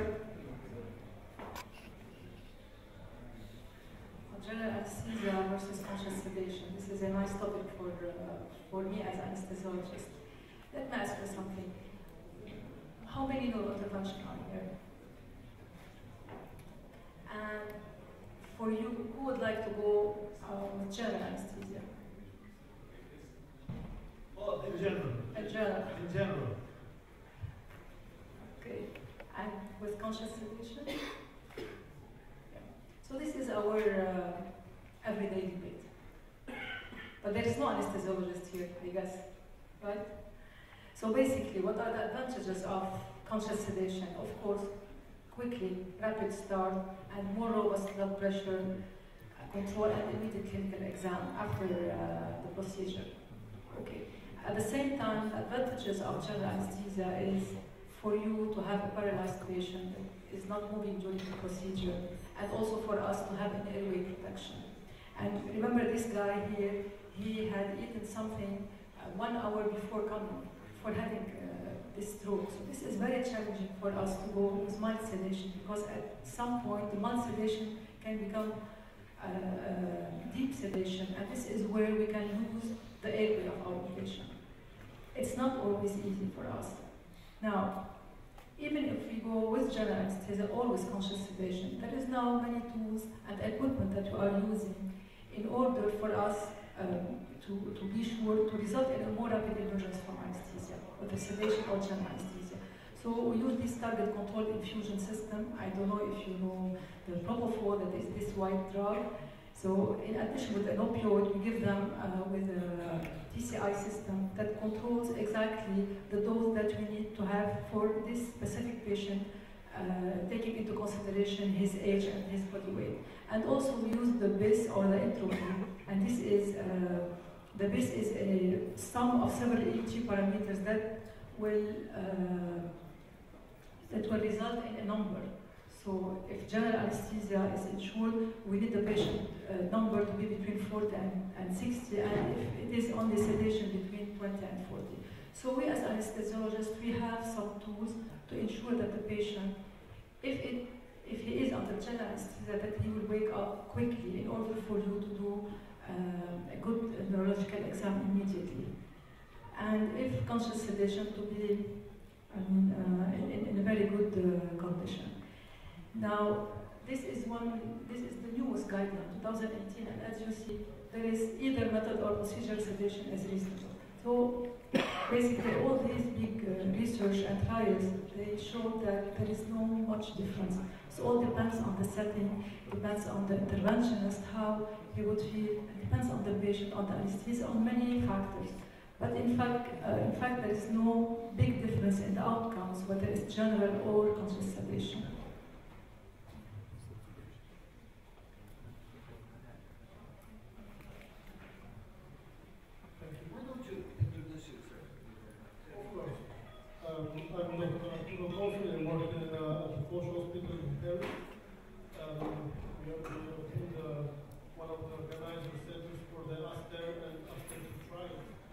Focused on the randomization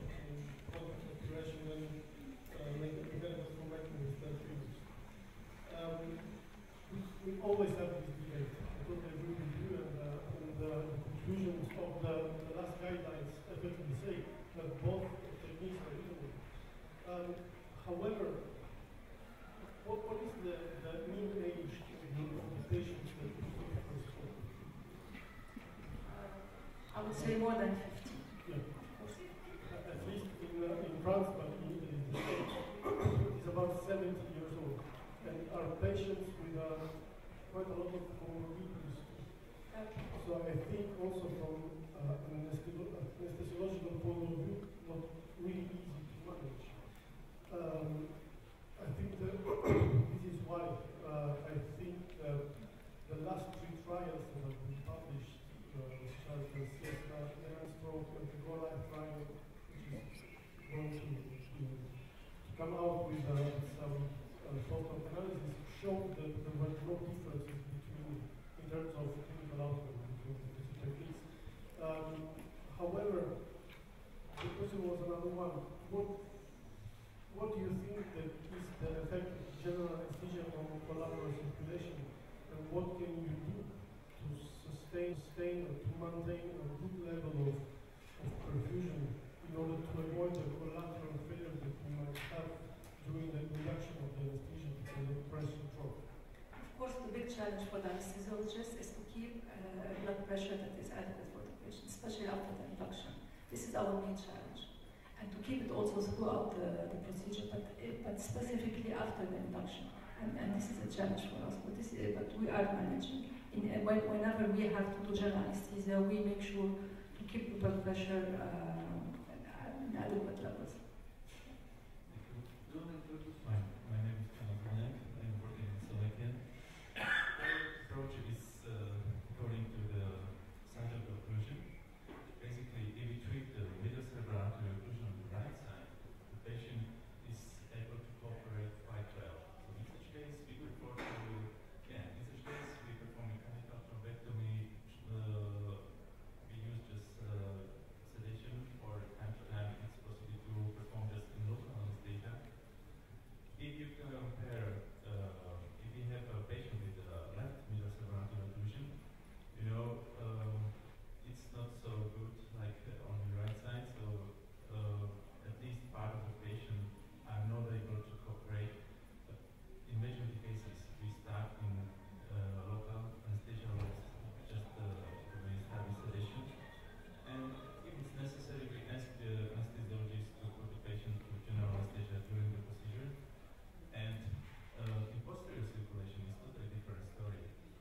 Usually the patient conditions are much worse, especially if the patient has a vascular less than 8 points, or there is a risk of aspiration during the procedure. In such case, we prefer to start in general anesthesia at beginning. Exactly, because definitely the anesthesiologist would not want to be forced to do general anesthesia in the middle of the procedure. Already it's not easy for us to go in the NORA, in the non-operating room, and then anesthesia. So it's, I feel almost like an outlier here because we do 96% of our procedures in local anesthesia and 4% are done in general anesthesia, and it's rare that we convert. It's a couple of times per year. The reason we do that is that it's exactly what you explained, the problem with the blood pressure drop and the problem with inexperienced anesthesiologists. So it's actually not so difficult for an experienced anesthesiologist that has done this a number of times to keep the blood pressure up. But we have a system where anesthesiologists rotate in the hospital. So we can get a fairly inexperienced anesthesiologist, and they don't know exactly how to put a stroke patient asleep with the least possible problems. So that's actually the major reason. If it comes to the outcome, if you do general anesthesia or if you go for local anesthesia, it's fairly similar, but the studies that have shown that, it's actually just 2 studies that have looked into that, and when they did both, otherwise it's been serious from different hospitals being compared. But it looks as if it's fairly similar. So if you have very good anesthesiologists, I personally think that it's probably better to go for general anesthesia because it's easy to work. It is not so fun when the patient is trying to get off the table. That's the case. Yeah, it's easy to work. I agree with that. The problem is that you have to have the good anesthesiologist. If you don't have the good anesthesiologist, you will have a blood pressure drop, and putting the patient asleep will take 45 minutes, etc., etc., etc. And then you've lost all the advantages of having the patient asleep. Yeah, I totally agree with you. Depending on your local situation, how easy and how fast to get a patient to recanalize, and notwithstanding that general anesthesia might take longer, as long as, like Dr. Abiran said, and everybody knows, if you put them to sleep, you need to make sure that the blood pressure doesn't drop. I've done it both ways. I, in a selfish way, like the patient to sleep because it's easier, faster, much faster. So typically, in Abu Dhabi, we used to do that all under local anesthesia, all. In Houston, half and half. Now we're trending to do them more under general anesthesia in Beirut. But if, in my opinion, if the patient is older, you know, bad atherosclerotic arch, tortuous corollaries, multiple loops, it takes a lot to get up there, I prefer them asleep. If it's a younger patient, straightforward arch, you know, 50 and lower, local anesthesia is fine.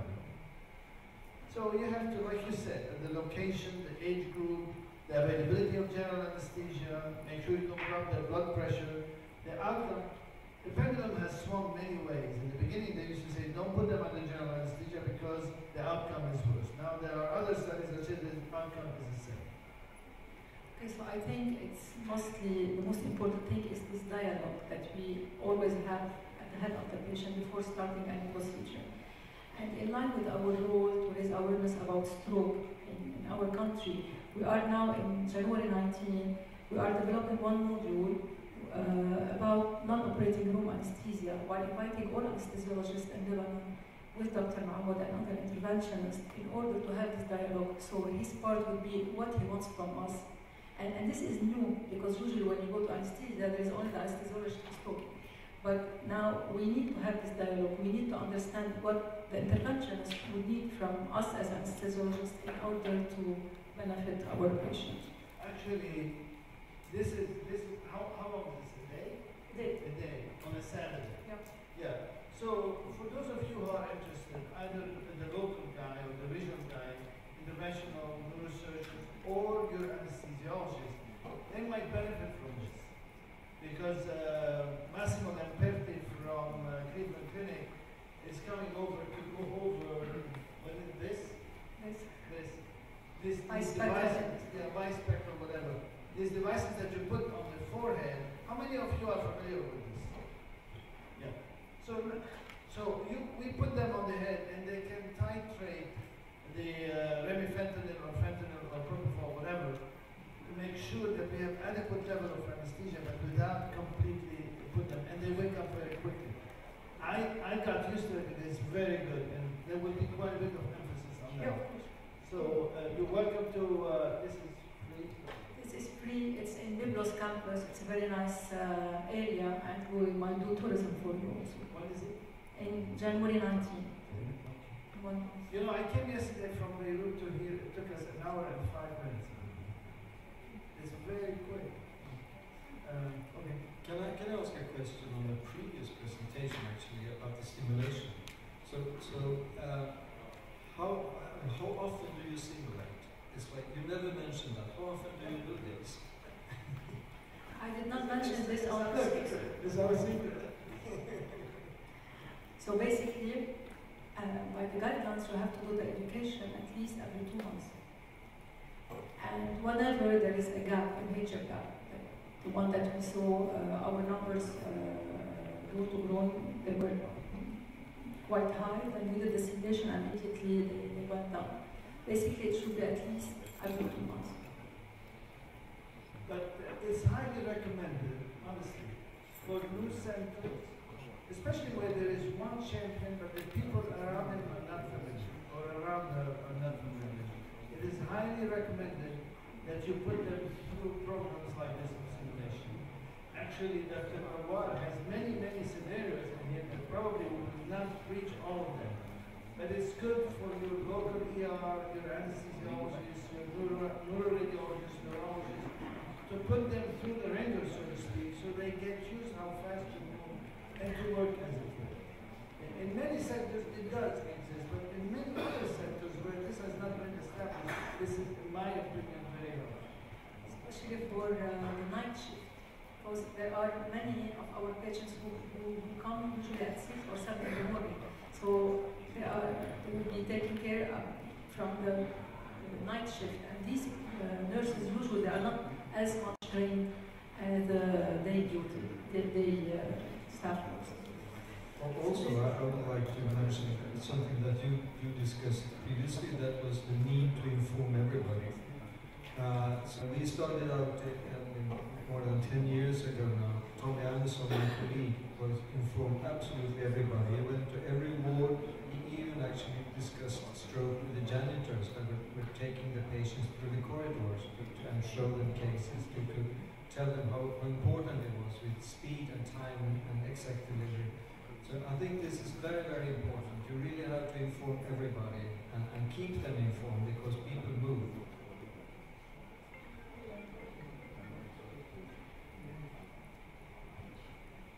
So I don't know if we will have some time to do ask some questions, but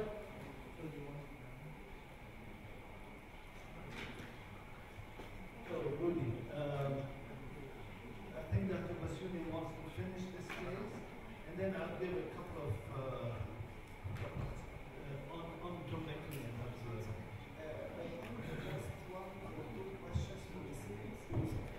Just few questions for the simulation or the scenarios.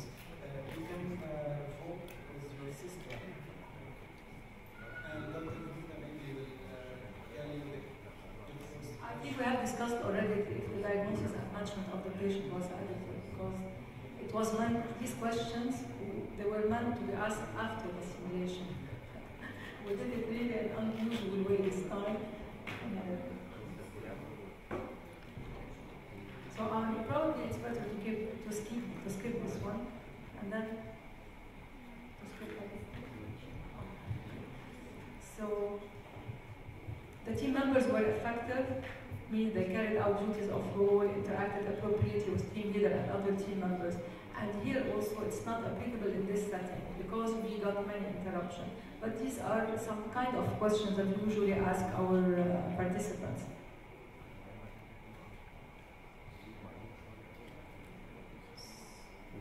So 22% agreed that I think we're going to skip this one. So just for you to know that whenever we do any simulation exercise, we do a debriefing with the entire team, and this is the type of checklist that we usually work with, especially to assess their teamwork. So the coordination, situational awareness, communication, and cooperation, and these type of questions are discussed among the team in order to benefit from the simulation exercise. And this is one very important point here.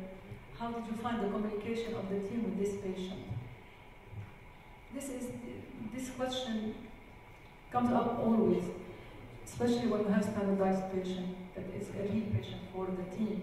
So all the team is very professional. They are doing absolutely in a very professional manner their duties. But sometimes we forget the patient, and this is the output, the input of our standardized patient as a patient. Because many times she would say they don't talk to me like a patient. Everyone is really managing the case and hurrying up and shouting. But let's not forget the patient whenever you are doing any stroke management. This is very important. Okay, so I think I'm going to stop here. So, Dr. Basuni asked for me to give a few minutes of how do we do the thrombectomy, right?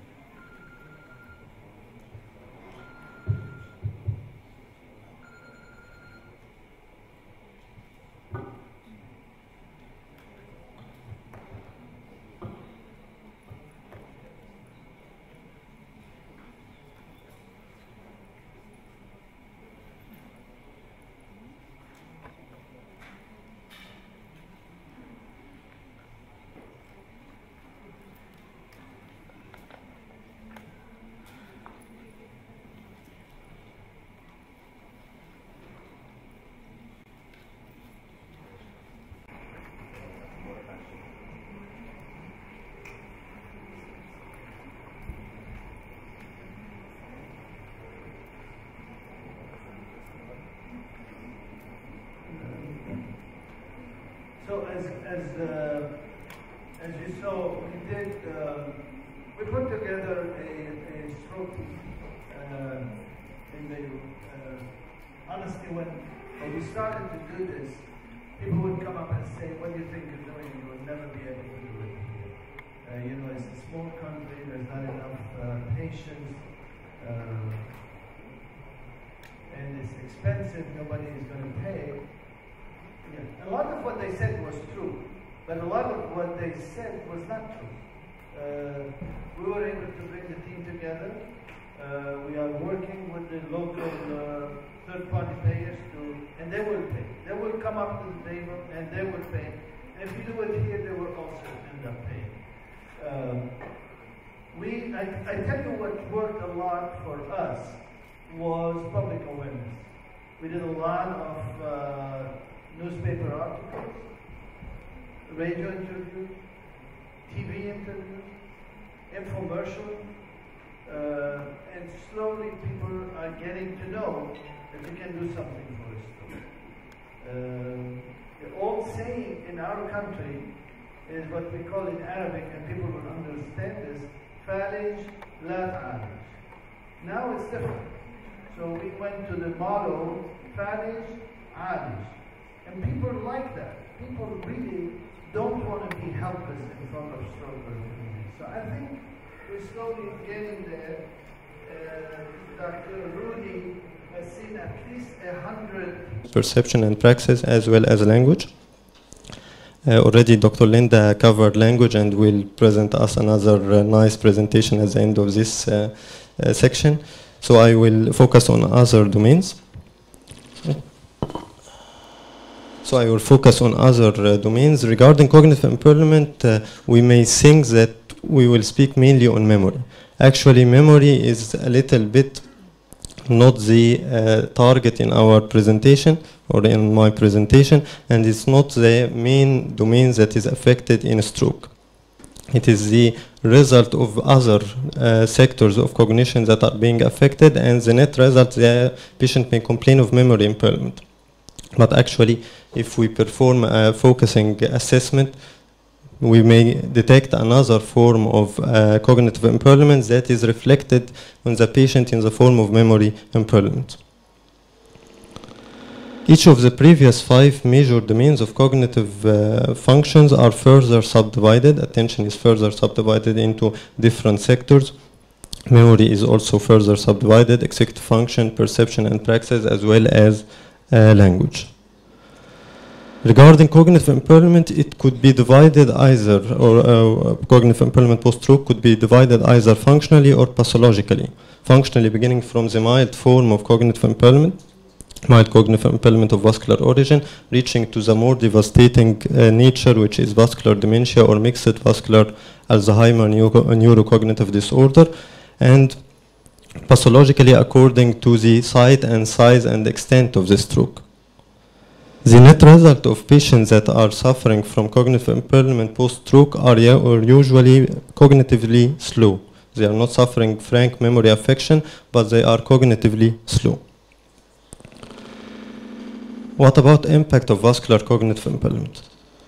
In a study by Roswell in 2009, there was affection of 10% of patients that have already suffered a form of dementia or cognitive impairment prior to their stroke.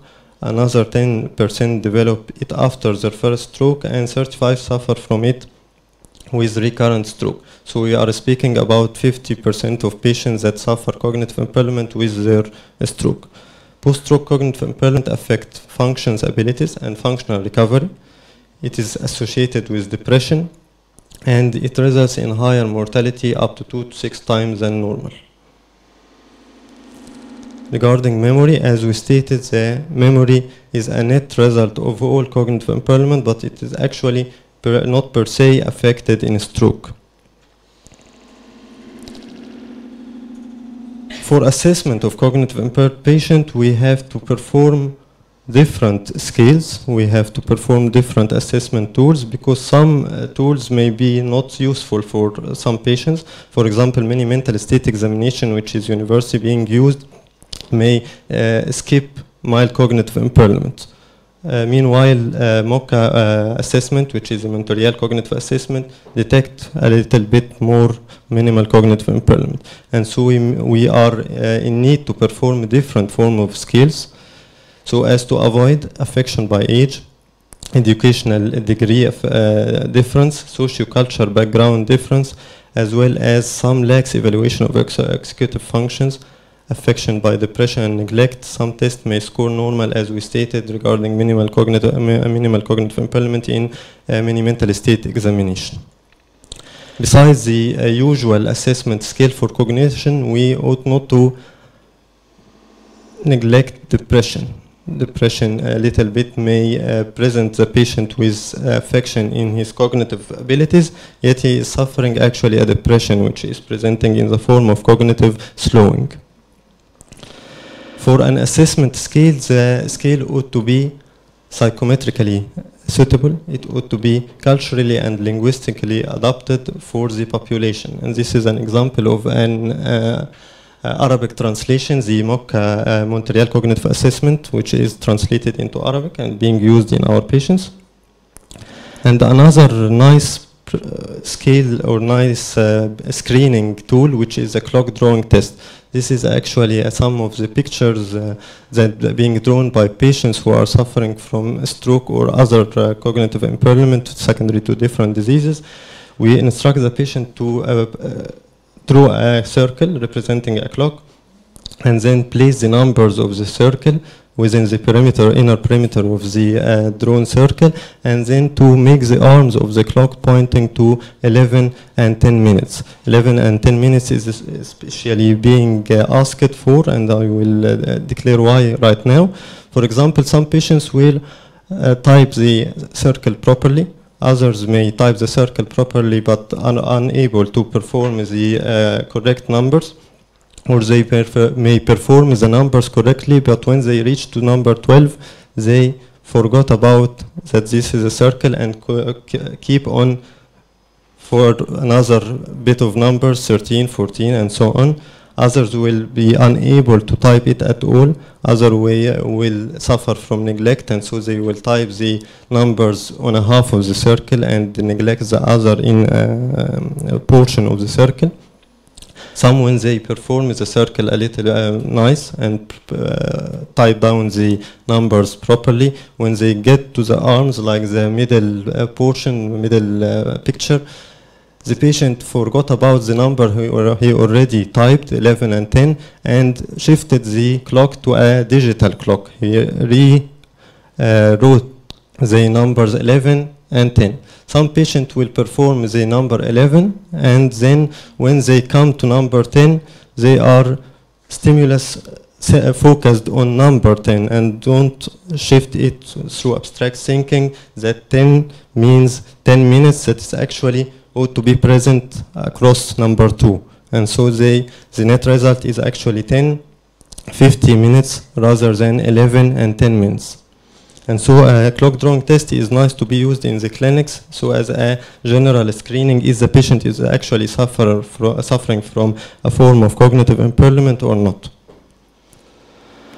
Regarding the two portions that I will focus upon in this presentation, as I stated that the cognitive functions are a little bit huge. There are many textbooks that speak on cognitive functions. So the presentation I chose to present neglect and some of the visual cortical deficits. When to think, how to assess, and how to manage.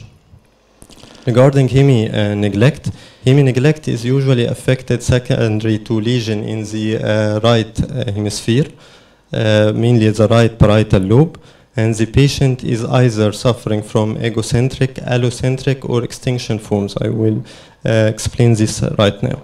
Why it is usually secondary to affection of the right hemisphere, or it is neglected to the left side of the body or the left side of the atmosphere to the patient, because of this figure that the right field of the patient is actually presented through attention. Regarding hemi-neglect, it is not sensory neglect, it is inattention to different modalities. So the patient in the right field or the right environment, it is actually represented in both hemispheres, the left and the right hemisphere. While the patient who is suffering neglect, the left side of his atmosphere or the left side of his environment is actually presented towards the right hemisphere only, and so he is suffering a neglect because it is being attained by only single hemisphere. Once more, it is actually a deficit in sustained attention rather than sensory stimuli, so it is a cognitive function. When to think of neglect? If we are presented by a patient that is suffering or is ignoring contralesion, left side, sound, smells, tactile stimuli, so he is suffering from neglect. Not using contralesional left limb despite good neuromuscular power, and this was presented by Dr. Naveen in her presentation. He is suffering from neglect. Neglecting left side of his space, which is termed allocentric neglect. Neglecting left side of his own body, it is egocentric neglect. Or when being touched by the left side of his body, he actually relays this touching to the right side. All these are examples of patients that may be suffering from neglect. How to assess? There is a different also screening test or bedside test that could be performed easily, whether in the clinic or while assessing the patient in his bed. Example, star cancellation test, copying scenes and objects, writing and copying from memory, naming objects in a room, and line bisection.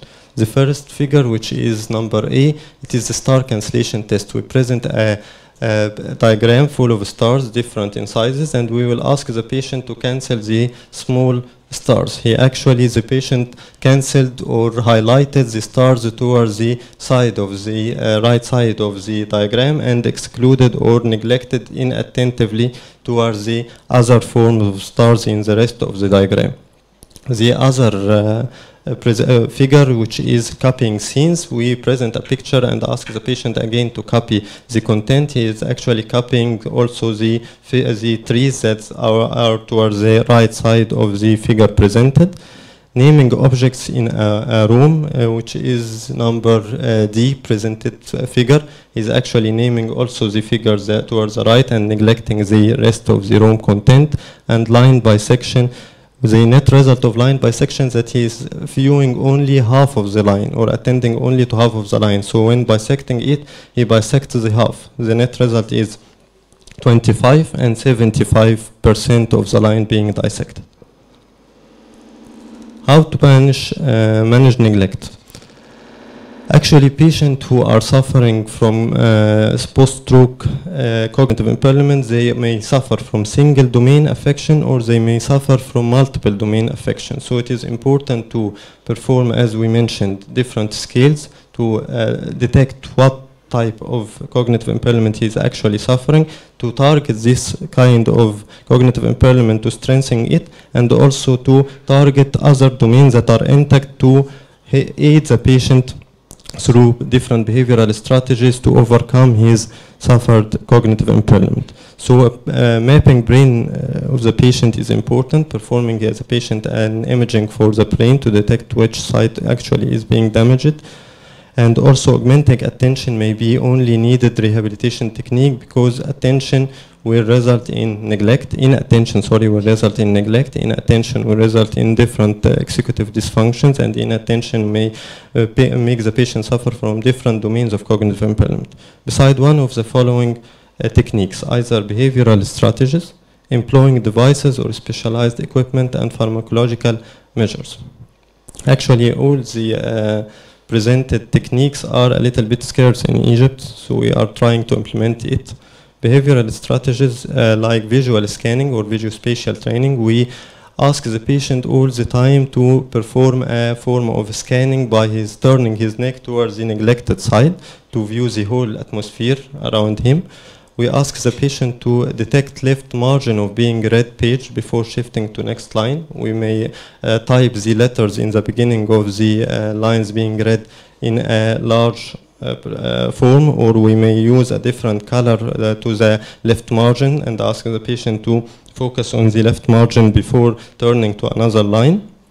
limb activation therapy, we may encourage the patient to move his limb in a broad range passively, so it appears in front of the patient field on the other side, on the non-neglected side, or we may ask the patient to perform such passive movements that may lead to a feed forward or feed backward stimulation to the brain. Devices employed, we may use a form of devices that alarm the patient that there is a side of a portion of his body that is being neglected, like functional electrical stimulation, computerized training exercises with alerting loud noise that makes the patient a little bit attentive to the neglected portion of the game or the computerized exercise being used. Prisma adaptation for case of visual neglect. Prisma adaptation, it is a method where we use a prism. The prism actually deviate or deflect the images towards the left. It is based on what's termed after effect. When the patient use a prism, he in the first site he will target on the neglected portion or the target in an abnormal fashion, and then when he reuse the prism, he will gain the experience to deflect his arm towards the affected or the neglected side. And of course, TMS appliance. TMS appliance may be directed either unilesional or ipsilesional or contralesional, either stimulation or inhibition, as Ahmed already mentioned. And there is some controversial results regarding pharmacological therapies, like Dr. Linda mentioned in aphasia, for example. There are some studies that state that dopamine agonist and L-dopa may be used as a method of rehabilitation for neglect in some patients, but their results are still controversial. The other issue, I will highlight in this presentation, which is the cortical visual deficits. The pathway, through visual pathway, visualized objects reach first the occipital lobe, and then further processing will take place anteriorly, either through the occipitoparietal processing, which is termed as the dorsal stream, which send the information, or through which the patient gain an information regarding where is the object in a space, and occipitotemporal processing, which is termed as the ventral stream, through which we reach an answer regarding what is this object. Lesion in the dorsal stream is associated with smaltognosia and other deficits. Lesion in the ventral stream is associated with either achromatopsia, agnosia, or prosopagnosia and other deficits as well. Managing neglect. When to think of cortical visual deficit, once again, we ought to exclude other modalities that the patient may be suffering from before stating that he is suffering from cortical visual deficit. For example, agnosia is a term in Latin that means not knowing. The patient is not knowing the presented structure or the item presented to him. This may reflect either that he is actually not knowing the presented structure or the presenting item name, or he is unable to name it. So either he is not knowing it at all, it is agnosia, he is unable to name it, it is anomia. And so we ought to exclude first that he is suffering from a deficit in attention, in memory, or in naming abilities, and that's why we use different scales for assessment prior reaching to a final diagnosis or provisional diagnosis that the patient is suffering from which domain of cognitive impairment. When to think of cortical visual deficit, the patient is unaware of fully presented picture and focus only on a portion, or he fully understands the picture but is unable to divide it into portions, and this term is smaltognosia, which is either divided into local or global, or unable to copy a drawing, which is termed apperceptive visual agnosia, unaware of what he has perfectly copied, associative visual agnosia, unable to recognize faces yet recognize it on hearing or touching through other modality, which is termed prosopagnosia. Actually, in all cortical visual deficit cognitive impairment, there is what's termed a perceptive domain and a associative domain. Associative domain, the patient perceives the structure or the presented stimuli properly, but he is unable to get it from the memory, from the previous knowledge of the memory that about such items. As for apperceptive visual agnosia, he is unable to perceive it at all. This is a modalities diagram representing the different modalities. Is the patient suffering from modality-specific vision? No. Then we ought to consider other deficits like memory, attention, and language. Other than that, he will be not suffering from modality-specific vision. Then this is a deficit in cortical visual deficit. It is either no or yes, associative or apperceptive. No or yes, associative and apperceptive regarding agnosia and prosopagnosia, as well as local and global simultagnosia. How to assess for visual agnosia? We will present first a picture or a 3D dimensional structure or an item to the patient and check whether he is able to understand what is this item and to name it. So we exclude that it is an anomia prior to shifting or to provisionally diagnose it as an agnosia. And then we will present such structure in a 2D dimension or in familiar way of presenting to the patient. For example, a fork, we may present it a posterolateral view to the patient. He will be able to understand that this is a fork and will be able to name it if he is suffering from agnosia. But when we present such fork in a lateral view to the patient, he may be unable to understand that this is a fork and will be unable to name it as a fork. As well as trying to make the patient copy images. This is an example of some pictures that presented to patients and they are able to type it properly or are unable to type it properly or copy it properly. As for simultagnosia, we may present a picture. For example, this picture, it is actually performed of different fruits, and we present it to the patient. Patient who is suffering or he is not suffering from any matter of simultagnosia, he is able to understand that this picture locally performed of fruits, and globally it is representing a human being or something like that sitting and eating the fruits. And also we may present another picture or another test which is using letters. The letter, for example, E is a large letter and it is composed also of a small letters of E's. So this is global E and local also E. And the other letter, it is H. It is globally an H letter.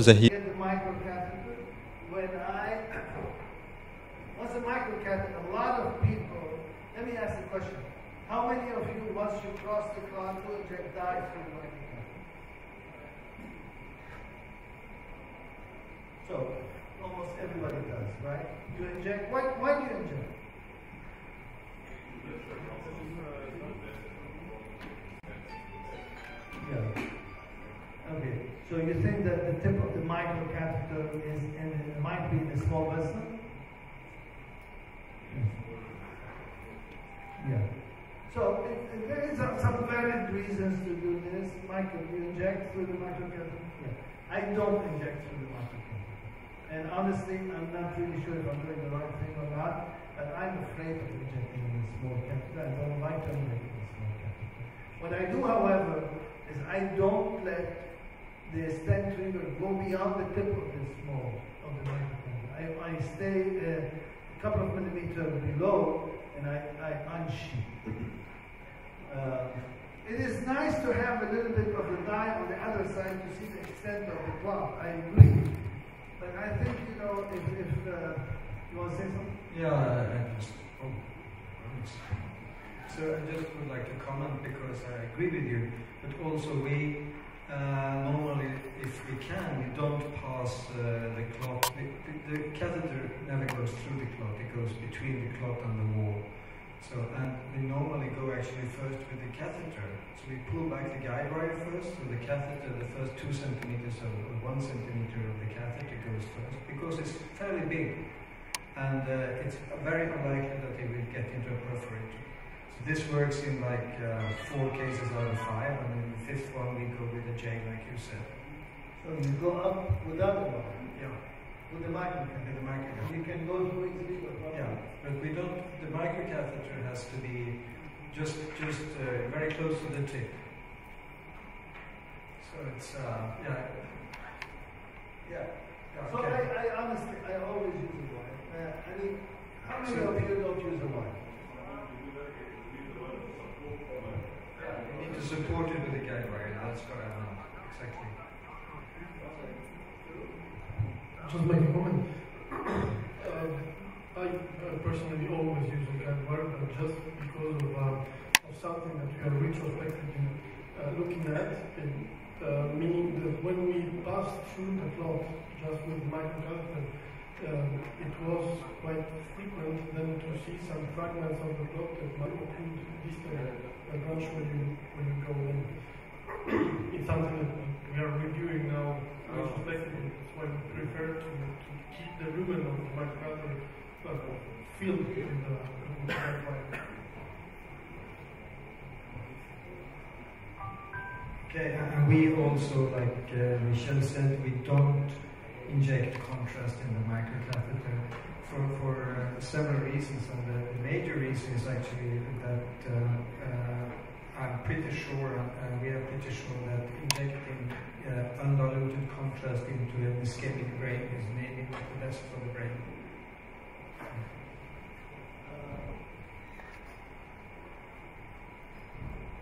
So this is one. There have been several iterations of those videos, and I think they are very good. They are very well made. It is impressive to show. I recommend to you when you go out to heighten awareness of stroke, especially to the physician, show them this. They don't even imagine that something like this can be done. And I think we have good audiovisual aids. You should really put them and embed them in your talks and take it with you when you go to talk to a local community physicians or whatever. So I'll just show you a couple of examples. So a couple of little tricks here. This is a very nice case. Can you just point at the collaterals? Yeah. So that's exactly what I was going to say.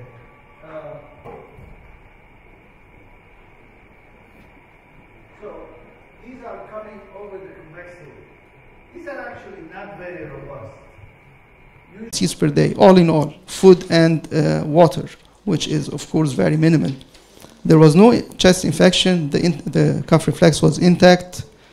Video fluoroscopy, there was no aspiration, and he was advised to just use ice chips and repeat the examination after 2 months. Well, we didn't wait for 2 months, so first we adjusted the intake by the NG tube, and we followed up his weight. He started to at least stopped losing weight and then started gaining weight with time. In week 2, we started the exercises with the easiest consistencies first, and then we maintained the food diet to make sure that he is eating enough, and we would calculate the amount of food that he's having by mouth or by the NG tube, and hopefully the ratio of the food he's taking orally should increase over time. He started to swallow.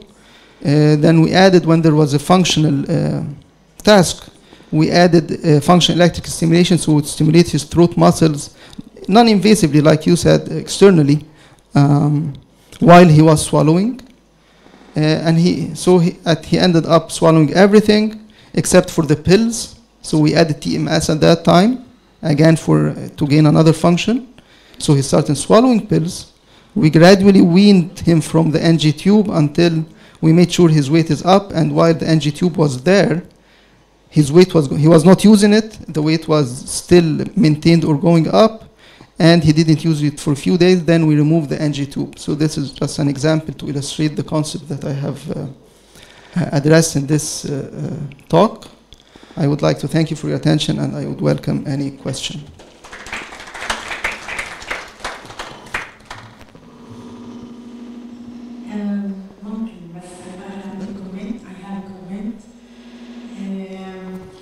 the swallowing evaluation, we have at our phoniatric department, we have a detailed protocol for swallowing assessment, which includes bedside assessment inside the patient, and then includes also the fiber optic nasal examination, fiber optic examination of the swallowing itself, and then video fluoroscopy. Again, we do it with the patient. We give him all the consistencies, and we visualize the swallowing. And when we locate the problem, where is the problem exactly? We just advocate our therapy or management according to what is the problem exactly of this patient. And we have in our therapy, we have exercises for swallowing with or without the food, and we have again maneuvers to be done while swallowing, in addition to the positioning of the patient, of course. And we can try also these maneuvers or exercises under vision with a video fluoroscopy to assure that it's working, it's not going to escalate to the patient, and so on.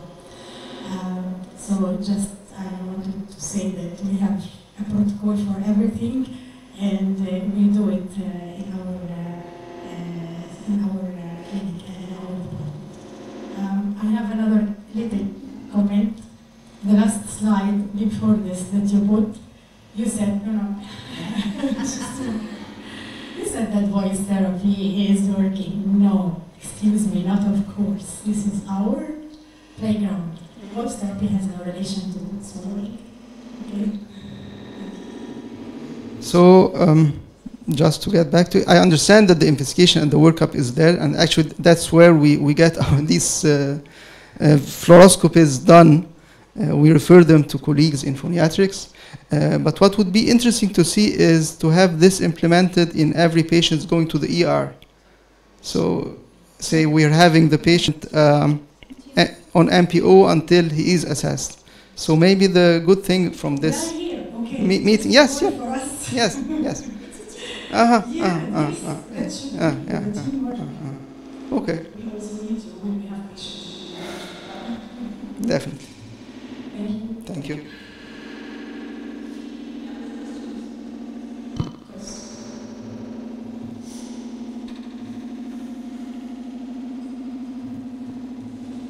Of course, I know that dysphagia problems is related to the cause of dysphagia, but I just wanted to ask about the nasogastric tubes. For how long can I leave it for the patient before deciding to go for gastroscopy? Especially that we have some patients that are referred to us that are with nasogastric tubes for a month. Maybe they still have aspiration, and it's severe aspiration. So when should I decide to go for a gastroscopy? Well, there's no easy way to get to this question, but let me try. So first, we should consider the diagnosis of the patient, what we are foreseeing in the near future. And then we should consider the acuity of the case. So if it's a stroke, for example, if an ALS patient comes to me, maybe I will not try an NG tube, I'll just go immediately for G tube. But say it's an acute stroke patient and he's on a G tube. A general consensus says 4 weeks, but this is more or less, I don't know if someone else has a better vision of it, but this is more or less, as far as I understand, consensus. And there are different protocols for different centers. So I've seen places where they would immediately they put the G tube like they're plugging a USB in a patient, so they don't try the NG tube, and some centers in other countries. I don't like this too much. I think if a patient if I can foresee that he will lose the NG tube after a week or so, then I don't need an G tube. But coming back to your question, if a patient did get good rehab and he is still suffering from a lot of problems with an NG tube after 1 month, after 6 weeks, then I would consider moving to a G-tube. Maybe earlier if I can see that he's not getting to get better soon. So I hope this helps. So.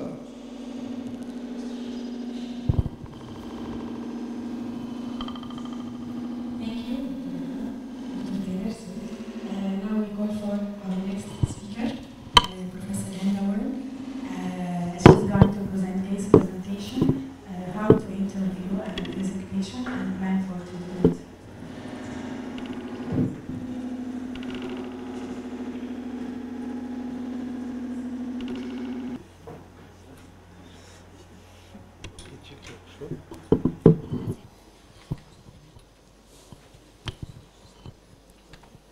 Thank you.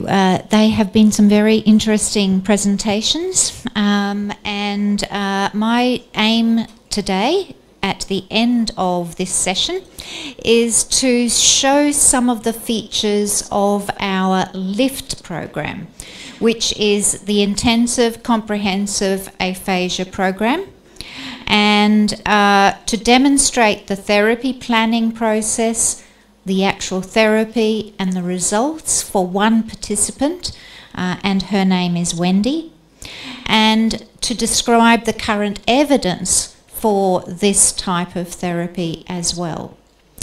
So I have 3 videos. The first one, I am always embarrassed to show it because it was made for the media, for the TV, and so it may be a little bit for lay people, but what I want to show in this video is probably the importance of people talking to other people with aphasia, because one of the key features of language and communication is that it has to be 2 people. Yes, in that one, you know that communication is always 2-way, and so in order to stimulate communication, you need to have that communication always happening. So the LIFT program has that intensive conversations always happening, and that just picture naming all the time is not conducive to intensive conversations over a long period of time. The second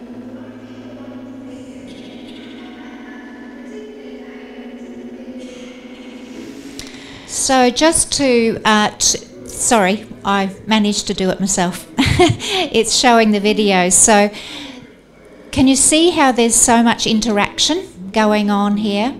So this is Wendy. People with aphasia are at great pains to tell you that they're not stupid, and they're not stupid.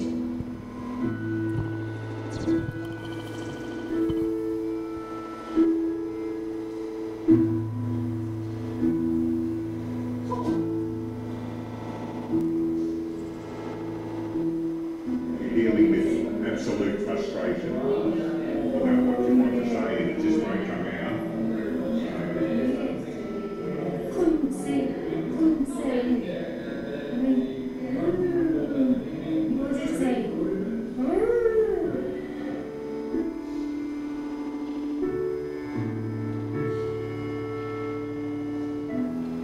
Come here, Bruce, and sit down here. My first contact with speech therapy was seeing someone who had lost their language after a stroke. And this was when I was 17, and I have been fascinated ever since. I am getting a lift with Brad today. When you meet people with aphasia, you'll see that they are still very keen to communicate, and so it gets you in, it hooks you. Oh, I know how to sleep now. I sit down a little while and up again. I can't, yeah, so that was it, I can't do it. That's it, so, yeah. I am getting a... The biggest thing is the realisation of how difficult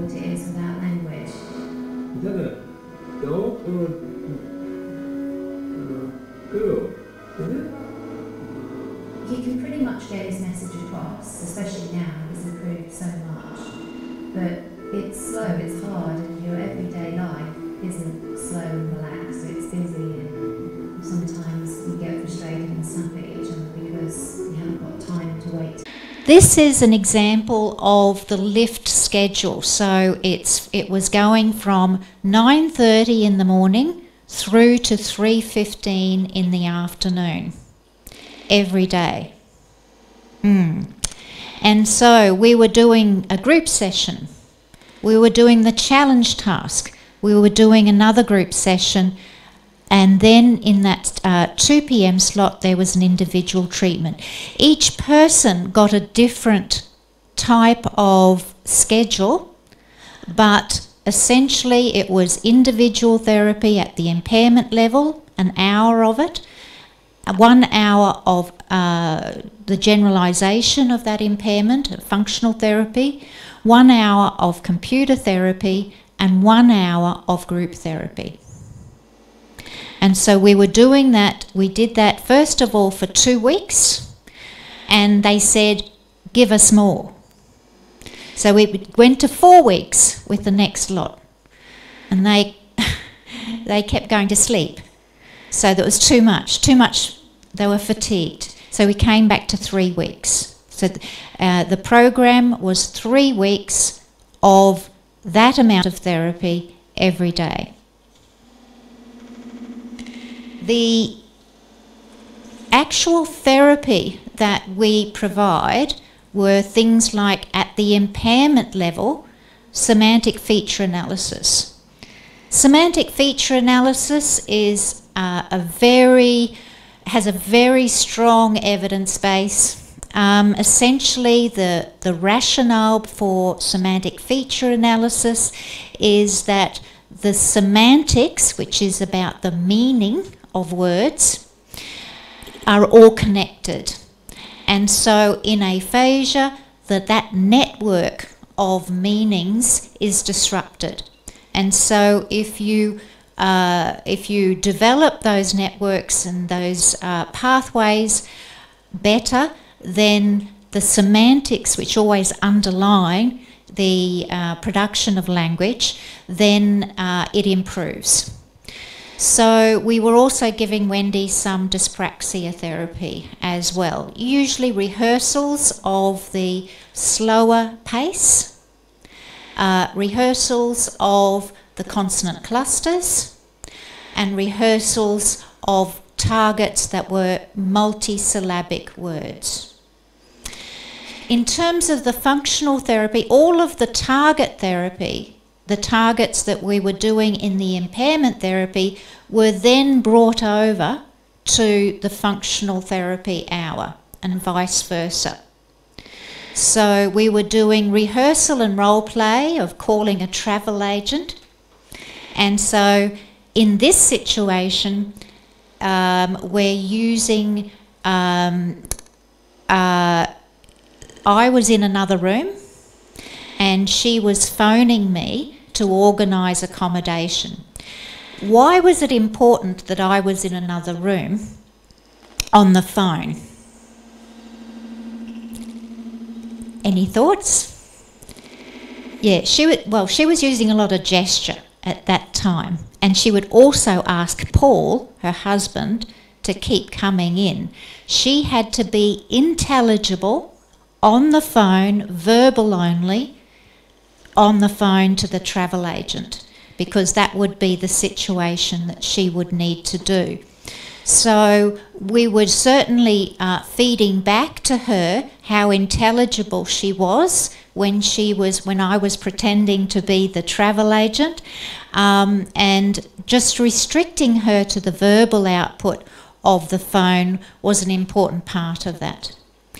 In terms of the challenge task preparation, she wanted to develop a presentation which told people about aphasia. So again, we were supporting her with the language that she needed to talk about, to do that public presentation. Computer therapy was another hour of the therapy. Now, there are huge amounts of computer therapy tasks out there for people with aphasia. The two major companies are Constant Therapy and Tactus Therapy, and they are producing some marvellous apps that anybody can purchase, and they save so much time, the speech language therapist's time, because they can be doing them at home, outside of therapy, etc. So we were using Step by Step, which is another computer therapy target game for semantic feature analysis targets. And I'll show you what semantic feature analysis looks like in a minute. The group therapy is, as I've said before, there's the psychological, emotional side of aphasia is huge because it affects relationships, unfortunately. If your language is restricted, your communication is restricted, and it does have an effect on relationships. Therefore, emotional health is affected. So we have topics from our what we call our ASK program, which is currently in. We have a 5-year research program to examine the effectiveness of the ASK program. The aim of which the ASK program is to prevent depression in people with aphasia. So, and it's a 20-site cluster randomised controlled trial, and it will be the results of which will come out in 2020. So we use the topics of the ASK program for the group therapy. So this is semantic feature analysis, such a basic. For those of you who have never seen what language therapy looks like, this is simple semantic feature analysis. So the target picture there goes in the middle, and the person says, and you ask them to say, let's say if that was a pyramid, taking something topical. It is and so you would prompt them to ask what it is. You use it for burying pharaohs. What does it do? It's a cemetery, it's a tomb. Describe it. What are its properties? You could describe it in terms of the rocks being laid on top of each other, depending upon the level of language that the person has. Where do you find it? You find it in Egypt, in Giza. There are also some pyramids in other parts of the world, believe it or not. Yep, it reminds me of a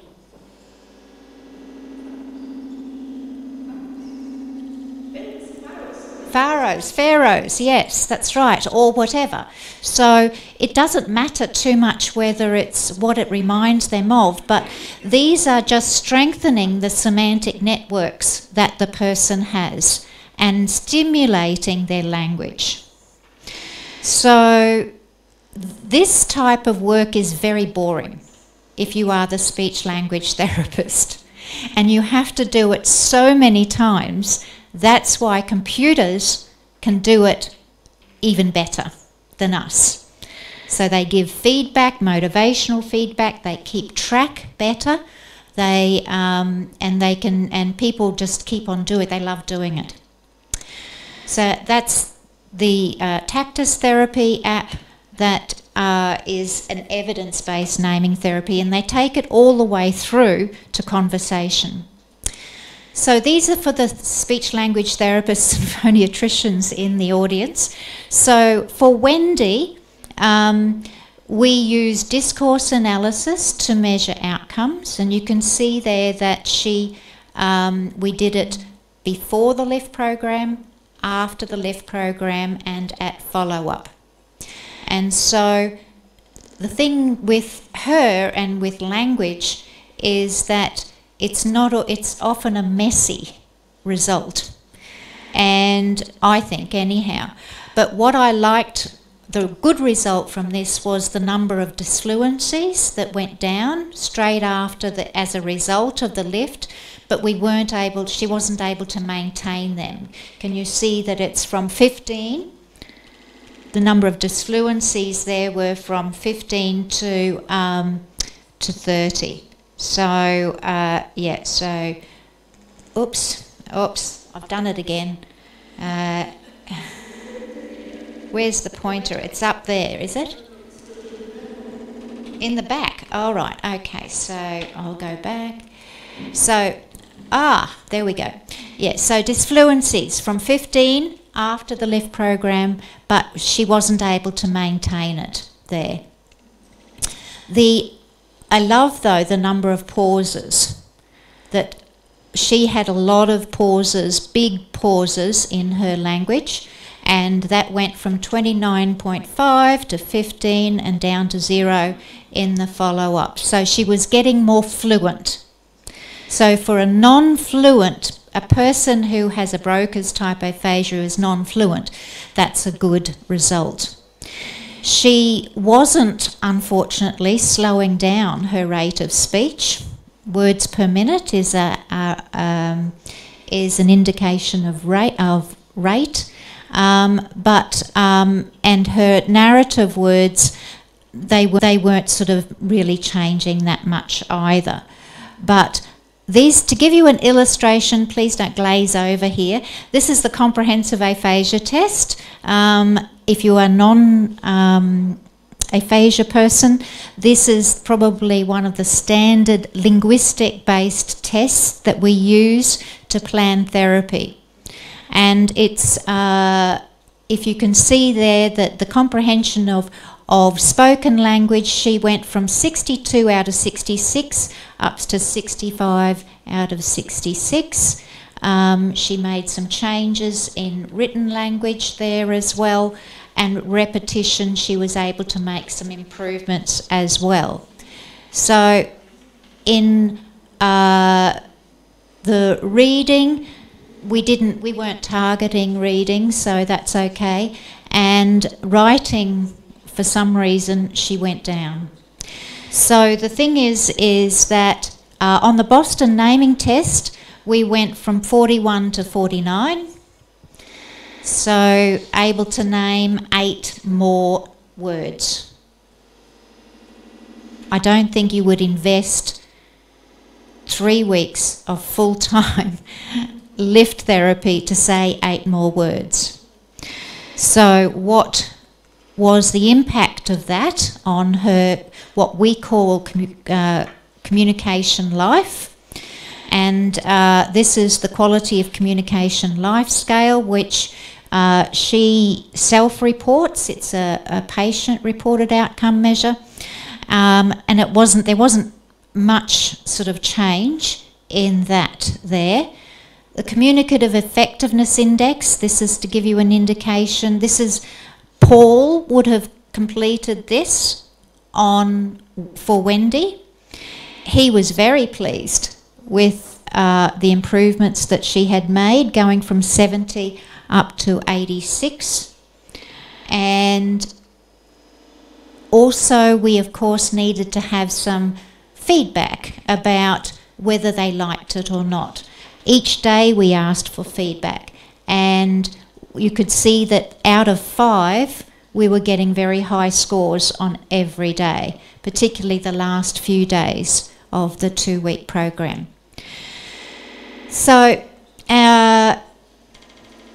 in terms of this particular LIFT program, which was one of our earlier ones, we had a good completion rate and the adherence was good.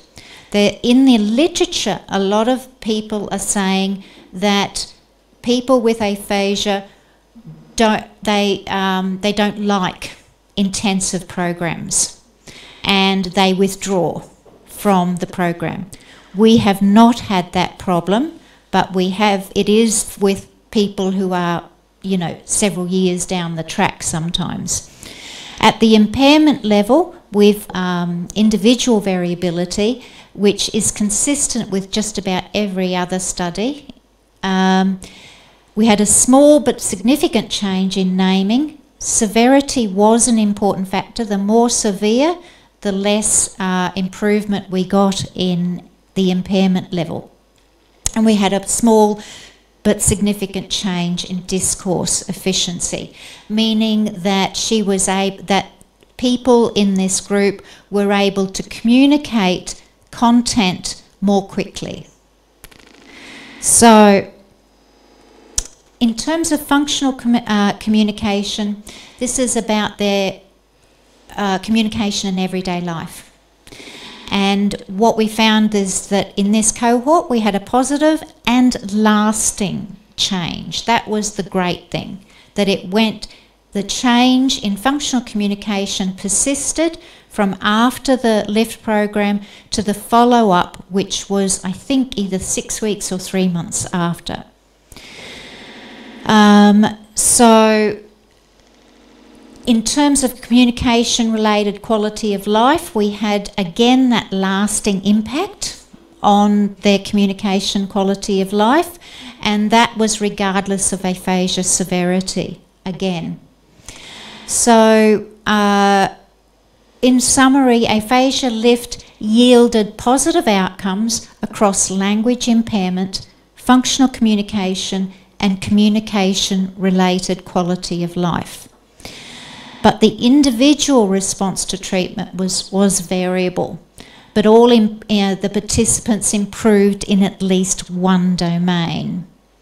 So I have a video of Wendy giving her public speaking address, but I can see that it's at the end of a long session for everybody. So I'm just going to summarise the other research that has been going on in this area, just to convince you that it may be worth considering an ICAP, an intensive comprehensive aphasia program. So first of all, we compared our program, which was every day, to a distributed program. We didn't change the dose, we changed the scheduling. And we found that 2 days a week of LIFT was better than 5 days a week per LIFT for naming. And this follows the theory that cognitive learning is best done on a distributed basis, whereas physical improvement is usually done on a massed practice basis. So it's a difference between physical and cognitive changes. Yeah?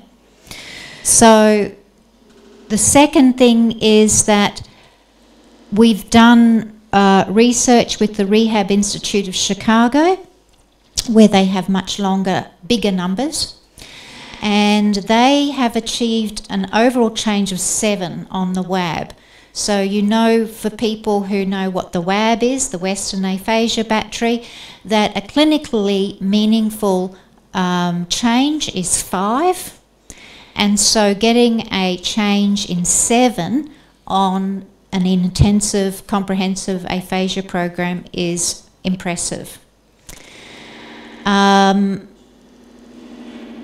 The cost effectiveness, I'm always a skeptic in that I think you can show that most therapies will work. Yes? Pre, post, yes, you can get change, you can get improvement. But you know that good science will compare that with something else, an attention control or a no treatment control. So we are coming to the end of a large 5-year grant, which is a single-blinded randomised controlled trial of the cost effectiveness of LIFT, where we are comparing the LIFT to usual care. And essentially that we're using the primary outcome measures of content information units that I was talking about before, content information units, which is from the picture description, and the assessment for living with aphasia, which is a PROM, a patient-reported outcome measure that is from the Aphasia Institute in Canada. So we are expecting the results of that soon. I know that putting a lot of resources into maybe 3 weeks of therapy or 8 weeks of 2 times a week therapy is a big commitment. So the cost effectiveness of something like an ICAP is really an important question to answer.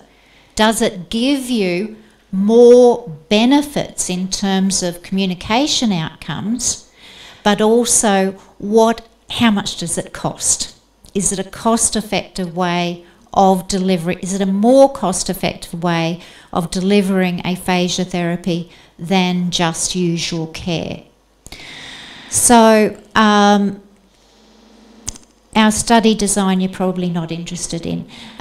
So essentially, intensive comprehensive aphasia programs are an important part of the rehabilitation menu. We have yet to show really high-level evidence for ICAPs, including their cost-effectiveness, but they are likely to be cost-effective in dense population areas. For when you have a lot of people who are needing aphasia treatment, it can compress the amount of intensive therapy that you need into a reasonable amount of time. So I think Cairo would tick that box, and some other parts of Egypt would tick that box of being in a dense population area with a large number of people with aphasia coming through. So yes, so that I would seriously suggest that you consider an ICAP. Thank you. Thank you, Linda, for this excellent presentation. And thank you for getting the days of therapy down from 5 to 2 days a week, because I'm not frustrated with the 5 days per week. So maybe I can manage 2 days per week. For myself, I think we can try this modality of therapy. And very important, even your first speech, that all of the healthcare providers should take part in treating patients and aphasia and communicating with them, because this doesn't happen and it is easy to do. Any questions? Okay, thank you.